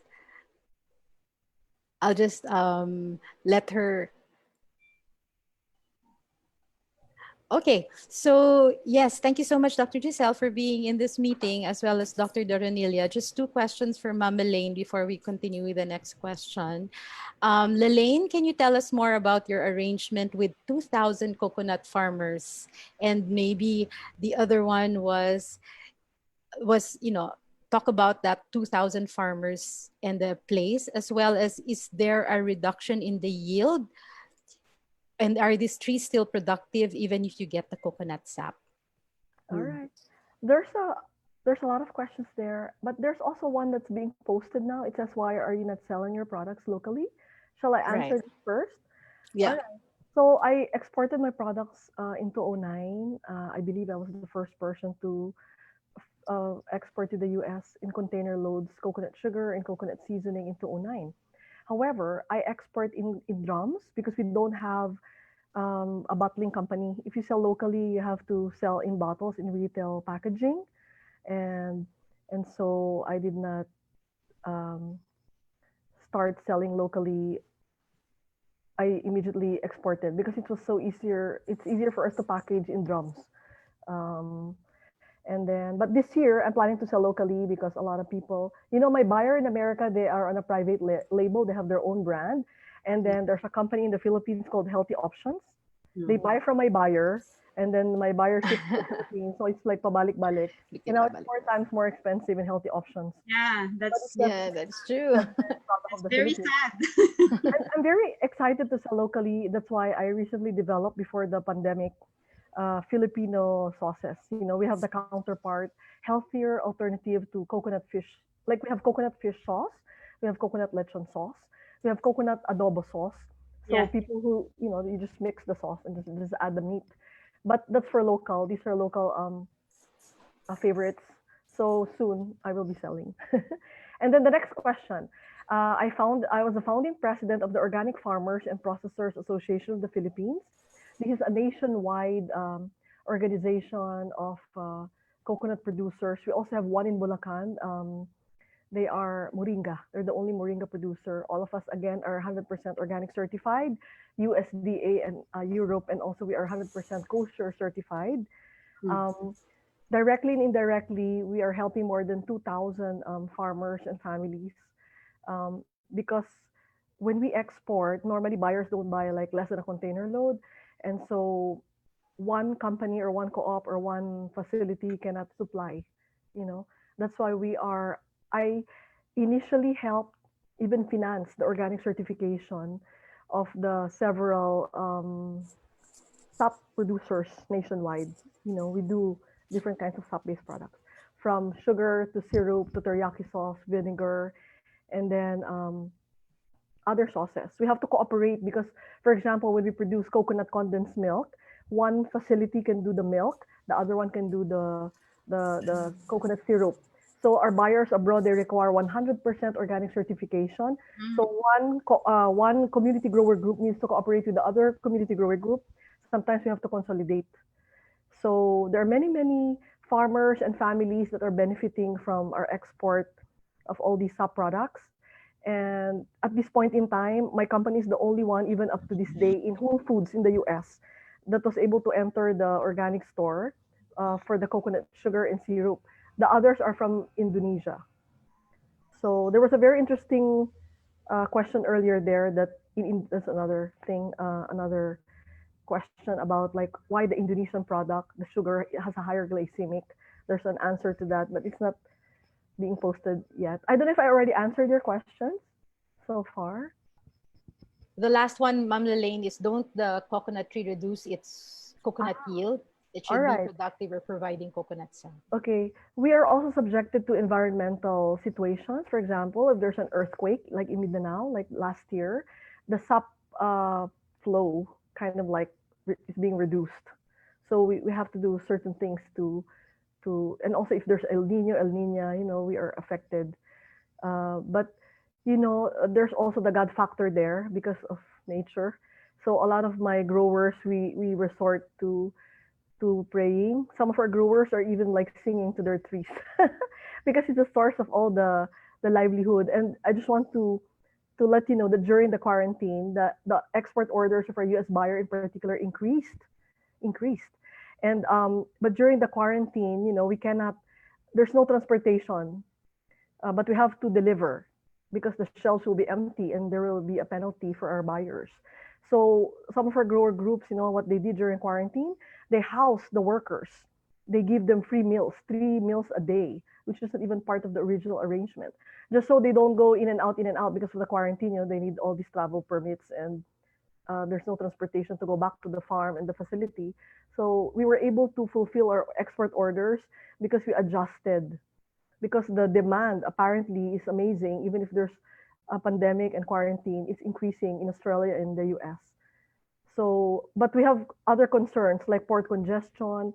Sometimes in the port, our container is ready, it's been delivered, but they closed the port because one part of the customs had a COVID patient. So these things, I mean, we're doing our best to do our part in terms of production and delivery, but there are other parts in the supply chain that's kind of like affecting us. Sometimes the trucker is not available. And during the quarantine, we have some raw materials, for example, like pallets and packing tape. It's not available because the store's closed. So we have to consider, I mean, we're ready to deliver, we're doing our part, but if there's like a lockdown and then the other suppliers of packing, like suppliers of drums are not available, we are also affected. I hope I answered your question. Thank you, ma'am. So I'll go back. Thank you for that. Okay, thanks, Lalaine. That the last question was from Dr. Asuncion Raimundo, and I have the same question actually with Dr. Asuncion Raimundo. Okay, the next question. This is from FB Live from Krisa, and the question is for Miss Lalaine again, and from Albic Josol and Isabel Inside. What is the glycemic index of cocoa sugar? Parang nasabi na ni. All right. Go ahead, Lalaine. Okay, thank you so much for this very important question. In fact, I'm including this as one of the FAQ in the book that I'm now working on. Glycemic index of 54 is still low because 55 and below is considered low glycemic. But there's a difference in processing through the time that you harvest the sap, where the conditions of processing, where the trees planted near the mountain or near the ocean, and the time it was harvested. Normally within 4 hours, you have to, upon harvest, you have to already cook and, cook it into coconut sugar, the fresh sap. You have to measure the pH. There are many factors involved. Now, the important question, 54 from Sydney, glycemic index of 54, that's still low glycemic depending on where the source of their sugar is. That's why you cannot buy sugar just from anybody because sometimes they cheat on probably how they process the sugar. Now, for Indonesia, it's a different matter because in Indonesia, my buyer, the reason they ended up buying from me because they initially purchased from a company in Indonesia called Big Tree Farms, and the glycemic index was 70 plus. So it's like a cane sugar equivalent of GI. And then the buyer did an in vitro test tube in the US because it's like, I think $600 to do an in vitro or $300 compared to a human in vivo live subjects.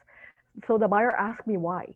So I had to explain to them because there's a purity test. You can easily do a purity test because not all coconut sugars are made the same. The Indonesian sugar, if you, in a glass of water, you pour like a tablespoon of cocoa sugar and then you mix it. And then another glass, Philippine sugar, you mix it, 1 tablespoon. You will see the Indonesian sugar, it's cloudy. It's cloudy, and then at the end, at the bottom of the glass, there are sediments, and they're like black things floating. So again, it depends on the processing because in Indonesia, they have to harvest not 4 hours. I mean, they cook upon harvest for in the Philippines in 4 hours. You process it into sugar, but apparently in Indonesia, because it's a Muslim country, they have to wait like 12 hours. So something's going on there now with the sap. And then they add a preservative. They add a preservative. So be very careful with the kind of coconut sugar that you buy because they can cheat, they can add other stuff there. That's why our organization, we're very, very strict. We have standards and we are organic certified every year. The certifier checks our facility and, we do all these tests. Because sometimes it can be cocoa sugar, but how do you know? What if they mix palm sugar or other high glycemic, whatever kind of sugar there, even brown sugar from cane? So always buy from reliable suppliers, preferably exporters, because they are high standard in quality. So it's true. It can be cocoa sugar, but they might be adding something. In Indonesia, they add again a preservative. For us, no preservative, no coloring, no any artificial, no nothing. I hope I answered the question. Next question. Thanks, Lalaine. Thank you. It is from Dr. Ziva Alam. And again, this is for Ms. Lalaine. They have studies to show that the constituents of coconut sap retains the beneficial properties in the form that you sell your product. Do you have a study? Oh, okay. Now, our grower group, we are very clannish. We are very, very strict because we are 100% exporters. So we maintain a certain standard. We have equipment, we measure things. We measure pH before we cook. There are parameters that we follow. So at least I can only vouch for the members of our association because we export. We're going to get in trouble with our buyers. They do a lot of testing in America all the time. And we have to submit for every container load. We have to submit a certificate of analysis for each and every container load of shipment. So, but I cannot control probably other maybe backyard operators, but mostly if they do it minimally processed, then you're supposed to retain the beneficial properties. But of course, again, it depends on the honesty and integrity of the people supplying you. Because, just like in other countries or maybe even in the Philippines, they can mix, because coconut sugar can be a bit more expensive than the cane sugar. So how do we know? We will never know. Because if they cheat and add whatever, like maybe brown cane sugar, muscovado sugar, just to lower their price. So I suggest that you get only from reliable sources to be able to make sure that you get the beneficial properties that's supposed to be in the product. Thank you for the question.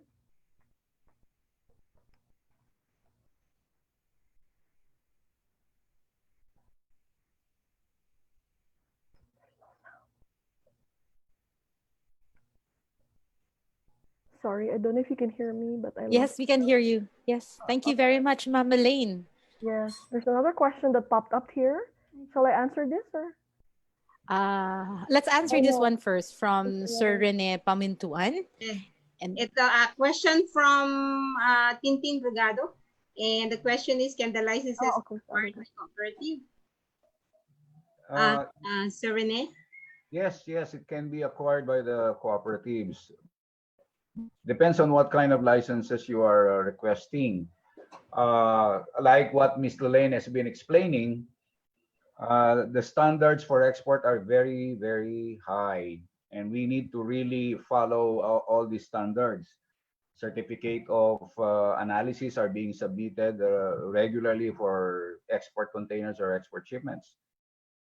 The problem really is that the MSMEs all over the country, as well as the poor farmers, lack the financial wherewithal to be able to do that. No? Even the cooperatives, they find this a daunting issue. Mr. Lane can confirm that. It requires a lot of specialization, funding. For example, organic accreditation alone costs a lot of money. And the poor farmers and the MSMEs cannot do it. That's why I kept on telling the DA, sabi ko, why don't you put it up yourself and accredit the facility? so that the farmers, they will just deliver their products or their produce to the and be able to use the licenses of the toll facility. If the cooperative is the one to do that, fine. But still, the financial burden is huge. That is why I've always been saying, DA, why don't you do it? The problem here really is that the DA is not geared towards doing that. They are focused more on the field operations. I keep on telling them as well that your science of agriculture the definition should change. You should include post-harvest facility, toll packing processing facility. It cannot just be focused on the farm and the field operations, which has been what they've been doing for the last 50 years. And therefore, I call that production-led. It's not market-driven. Market-driven should be one that answers the requirements of the market. For example, all of those standards. So how can it be market-driven if you are not able to fulfill those standards? Eventually, our poor farmers are able to market only in the local bagsakan areas. They are not going to get the higher values for their production. And that is the reason why national poverty scale in the entire country, 80% of the whole national poverty is in the rural areas. Because we're going to empower and enable the rural farmers to be able to do exports. It is in exports, it is in value adding that money is made, not in the mere production terms. But sadly, like I said, most of the graduates of our agriculture schools are not entrepreneurially driven. They are taught to be employees. They are taught to be farmers. They are taught to look at the field. That is all that they are taught at. So sayang, I lift my hat to is doing this on a private basis. But how many people can do what Lalaine and others are capable of doing right now? Kukunti lang, no? Hindi nga market-driven eh. Kung market-driven sana yung agriculture natin, like Thailand and Vietnam, you know, Vietnam is earning $4 billion from their fruit exports alone. In the Philippines, our fruit trees are backyard mode. We have not done any plantation from 1946 Independence Day until now. I went to DA and asked them that question. Do you even have a tropical fruit tree plantation strategy? And they told me, wala. Kung wala kang ganong strategy, how can you create fruit export business? You cannot. And also, that's just for the fresh fruit business. But what about the manufactured fruit products? O di wala talaga yan. That's why, guys, we are only focused on rice. If you notice that. Until now, it's rice. And we cannot even sustain ourselves on rice. We are still importing. So marami talagang problema ang agriculture. Yes, I can relate and attest to that, Mr. Pamintuan. And hopefully, there will be a change. Yes, kailangan natin ng change. Kaya, you know, like I said, simple lang naman ang change that must emanate. Ang gusto lang natin mangyari, maging market-driven. Yes. So if it is everything will be answered, all the standards will be provided for, all the factories will be given, all the manufacturing and processes will be provided for, then our farmers will work. Hindi. Yeah. Like I said, the national poverty is in the rural fields. Bakit? Kasi hindi sila enabled, hindi spurred. That's the correct term. Hindi pa talaga sila enabled. So anyway, thank you very much for all the questions, no? Answered by Dr. Concepcion, raised hand. Menchi. Okay, let's give her a chance to talk. Yeah. Menchi, thank you. I'd like to ask the panelists, the speakers and participants, whether DTI might be the right agency to move this forward, Mr. Pamintuan. And well, with that, also BOI, because we know that Secretary Ramon Lopez is on this campaign to get more MSMEs supported. Now, there's the private group. It's this Go Negosyo group that is supposed to be supporting the MSMEs and the co-ops. Are we able to do that more effectively now than 3 years ago, Mr. Pamintuan? And in the case of the co-ops, we are aware that during the Pinoy administration, the co-ops received a lot of subsidies in terms of agricultural equipment. But I understand, I have information from the ground that many of these equipment were never used because there was no technological know-how. So I think that it's important that if we propose something new to the government, you're right, it might have to involve a direct scientist, engineer, farmer. Could you please comment on this, Mr. Pamintuan, Lalaine, and others? I'm sorry for keeping us longer. Sir Rene. Yes, may I reply? To be able to reply to that properly, we have to understand that there are certain levels in the commerce, agricultural commerce, with fresh juice, like for example, fresh bananas, fresh pineapples, and other fresh fruits. You need to process it in a post-harvest facility. And that post-harvest facility is under the BPI, Bureau of Plant Industries.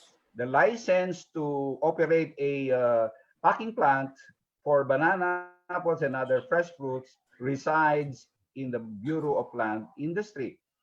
Ang problema, BPI practices mere regulatory functions. Hindi sila empowering, hindi sila enabling. Sana sila yung magtayo ng planta para mawa. Okay. And this post-harvest facility, the DTI. DTI is handling manufactured and processed goods. Pag hindi pa siya manufactured, pa siya processed, which means kailangan ng Philippine FDA license, hindi yan under the gamut of DTI. It's not there is that. Ang nangyayari, nahuhulog yung farmer doon sa vacuum na yon.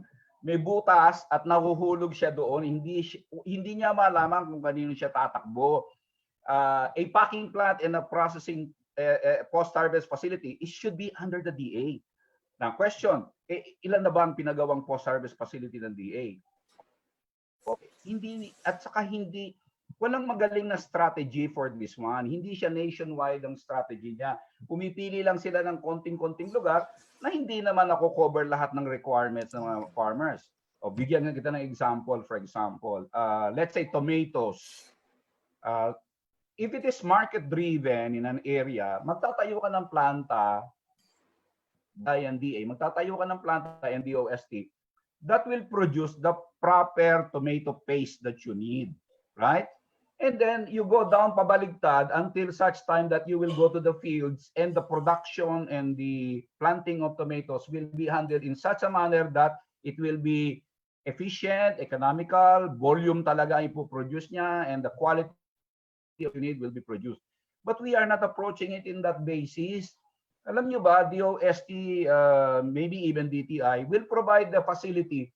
Pero yung facility na yon, yung machineries na yon, I've seen this happening in the field, hindi naman siya geared towards the standards of the tomato paste that is being requested. Hindi market-driven. They are just there spending. Meron disconnect doon sa ginagawa. DOST provided a certain agricultural college in Mindanao a whole facility for processing kuno and lab, no? And it was made from China. Deliver nila. Minsan lang ginamit, nag-crumble down yung machinery. Agricultural college told me, but first, we never even requested it. It was just delivered to us. Secondly, nung masira na yung equipment, first time trial pa lang, We told DOST to have it repaired. Hanggang ngayon, many years after, hindi na binalikan ng DOST. So obviously, that kind of work is just to spend the budget. It is not meant to create an economic activity that will rebound to the farmers and even to that agricultural college. So kung ganyan ang ginagawa natin, we're wasting money, we're wasting time, we're wasting science because it does not fulfill anything. Ginastusan lang, ginamit lang yung budget, but it did not meet any economic enterprise. Okay. I'm so happy to listen to Lalaine, Ma'am Lalaine, because she, on a private basis, they are organizing the farmers, they're organizing themselves, and they're doing what has to be done. But obviously, this is an uphill climb. Instead of the government should have been helping out by providing these facilities, toll facilities even, and then the standards are given. You know what? You talk to the government, lalo na sa DA or even some other departments, they don't even know what is export standards. Kami pa nagtuturo sa kanila. Ako kasi nasa logistics ako, hindi ko masiship yung kargamento unless I fulfill all the documentation and standards. So I have to do it. In behalf of the MSME, I have to explain to them. You know what? Pati nga export documentation ako na gumagawa eh. Ako na nga ang nagkikreate nga ako ng toll company para lang gawin ito. And I'm sure Ms. Lalaine is aware of what I do, no? Nagkikreate ako ng toll company para pumasa at makapag-export. If we don't do that, so the bottom line is we are not market driven. Everything that we do is not to fulfill the market requirements. So kung hindi yan ang, and it goes back to what I said, if the agricultural colleges do not teach entrepreneurial development and enterprise development and marketing, where are we going? We're just going round and round and round, and all the money being spent, they are not spent efficiently and economically. Thank you, Sir Rene, for all your inputs, and I could really feel your passion, and so do all of us here. Anyway, it's already lunchtime and I'm pretty sure we'll have to close. What I'm going to do now is going to ask each of the panelists to give their final message to the audience. If you would give a final closing remark, starting from the scientists, then moving on to Ma'am Lalaine and Sir Rene for this close of this event. So let's go to Dr. Chana first. Is she here? Yes, ma'am. Okay. Hello. Okay, good morning, everyone. Thank you for joining us in this wonderful discussion this morning. I hope that we were able to communicate the importance of research, science, and technology in the making of our food. With the limitations of travel and safety, now is the time for innovations to allow us to collect data and positively impact our fishing and farming communities. Let us consider empowering citizens on the ground. Let us consider empowering citizens on the ground to use citizen science to cast a wide net of input for our research. Coming from the Practical Genomics Lab, the Biology Department, and CENSER, my science communication channel, I would like to welcome anyone who is as baliw na baliw sa research as us to collaborate, learn, and be featured in our site. You can contact me at chona.abeledo@dlsu.edu.ph. If you want to learn about our crab-based technology, please visit our site at crabtech.ph. And finally, if you want to have regular science goodness in your online life, we'll be starting our season 2 soon, and visit CENSER's website and YouTube channel. Thank you. Thank you very much. Sir Mark, may I call on you, please? Yes, hello po. Once again, congratulations then for the Philippines, for the PAASE, for their anniversary. Wait lang. My takeaway, due to the current pandemic that we're experiencing right now, we now know more than ever the role of agriculture in our society. Hindi siya pwedeng, it's the one that we cannot really neglect. Ito yung essential talaga sa role ng society. And gaya nga po ng sinabi ni Dr. Amaline, we have to go back to basic and understanding our crops, our plants. And by doing that, we can improve on how we are going to target or go with our agriculture and improving it at the same time, getting the maximum yield that we expect from what we have in the field.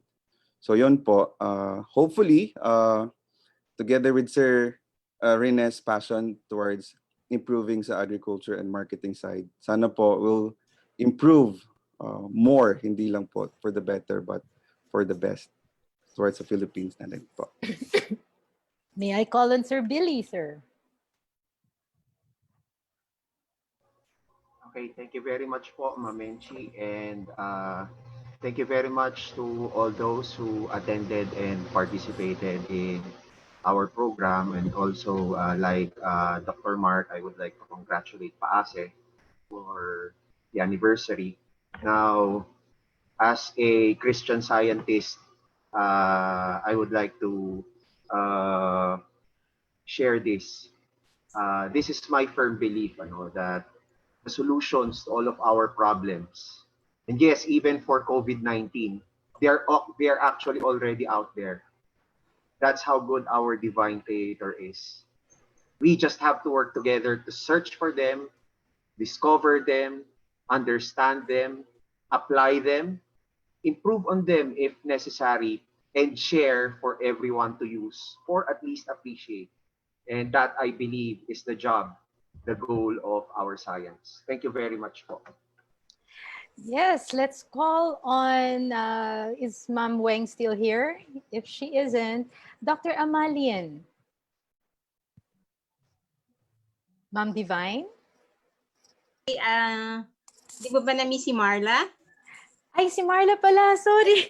Sorry, Marla. Let's go call Marla first. Sorry, Marla. I am so sorry. It's okay. See, that's how much we forget water all the time. I would not say a lot, yan. Pero first of all, I would like to say thank you for inviting me. So, ako yung parang pinaka medyo malayo kasi I'm in the engineering world. Pero it's really nice to hear presentations from scientists and experts and from the industries as well. And I really enjoy this event. So in my case, I think what we need, right, what Dr. Chona also mentioned is we have to produce more. So in the research field, on the research side, we have to produce more experts, we have to produce more researchers, and in the future we can produce better research and better output to help our country. So in the field of water, the knowledge is currently lacking right now. So that's actually my goal. So that's also the reason why I came back from Korea, because I wanted to also share my expertise and my knowledge. So I hope that in the future we will have more experts in the water field, especially that water is also an important aspect in agriculture, and all of those everything na related sa agriculture, may water yan. So later on, pwedeng po problemahin yan later on, pero at least we have to be prepared as early as now. So that's all. Thank you very much, and congratulations to this successful event. Thank you. So go you, Dr. Amalian. All right. Thank you very much. I really congratulate PAASE for the anniversary. Congratulations, Dr. Concepcion, for Gisela Concepcion for the 40th anniversary of PAASE. I would like to thank and congratulate all the speakers. All valuable information that I really cherish while listening to everybody. So thank you and congratulations. And most of all, thank you, Menchi, for putting this webinar excellently, despite all the before the seminar, the webinar. You made it through. So congratulations, very good job, well done. And special thanks to Angelique and Krisa for helping us out with the question. So thank you, everyone, and stay safe all the time. Yes, I'd like us to hear from our industry partners, invitees. Ma'am Lalaine, will you still be around? Yes, thank you. Yeah. Thank you so much to PAASE, especially to Dr. Gisela Concepcion, and also to Doc Menchi. I am so pleased to meet all the scientists and all the speakers today. I thank you to all the listeners. My message is let us choose to eat organic, whole foods that are minimally processed. Always remember that food cures and plant heals, and choose low glycemic coconut sap sugar and syrup as a healthier alternative to refined white sugar. Our priority at this time is to be healthy and to stay healthy. God bless you all. Thank you. And then let me now call on Sir Rene. Yes, all the sciences that we have, I hope you would see that we need to focus all this to help the poorest of the poor, and these are the farmers. The Filipino farmers had been poor from time immemorial, and of course that is a fact. And we would like to ask that scientists like you are would do your best to help these poor farmers. Three words I mentioned earlier: market-driven, empowerment. These are what is lacking for our farmers. No one is doing that for them right now. The government has all the resources, but they are going round and round and round and round because the bureaucrats, supposedly academically qualified, have no experience. They are not into development. They are not into market-driven activities. Kaya ang nangyayari, paikot-ikot, spending the money in a very sad way, and it does not really improve the situation of our farmers. So I take this opportunity to thank all the scientists here, but I also ask this double your efforts, because poverty out there is really killing our poor farmers. Thank you. Thank you very much. And thank you to everybody who have stayed with us this long. If you need a certificate for this, can you please send me an email from ma.carmen.lagman@dlsu.edu.ph. And to all our panelists, thank you so much. Have a good day. All right. Goodbye. Thank you po, and congratulations again. Good job, everyone. Bye. Thank you and congrats. Thank you. Bye. Thank you. Bye.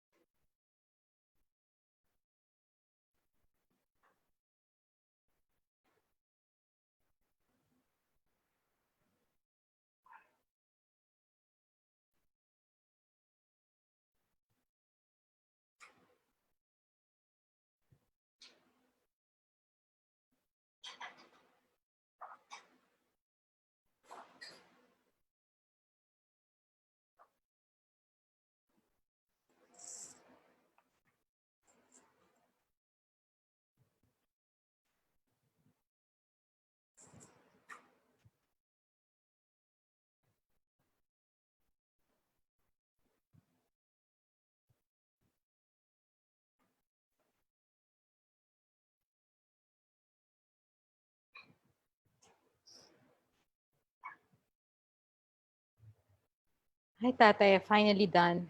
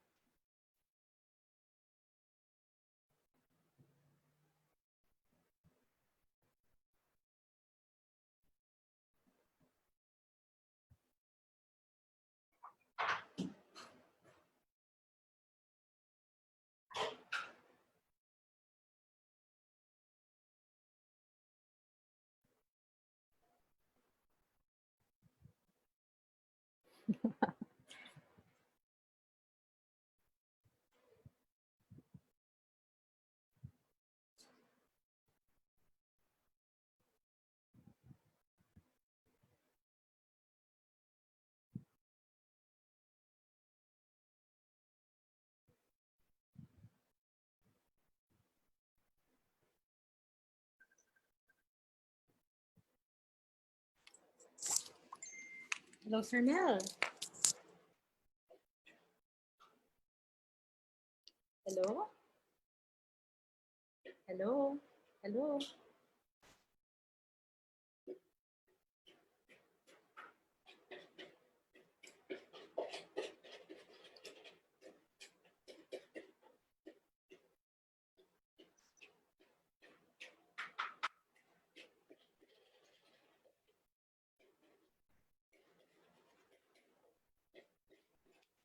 Hello, Sir Mel?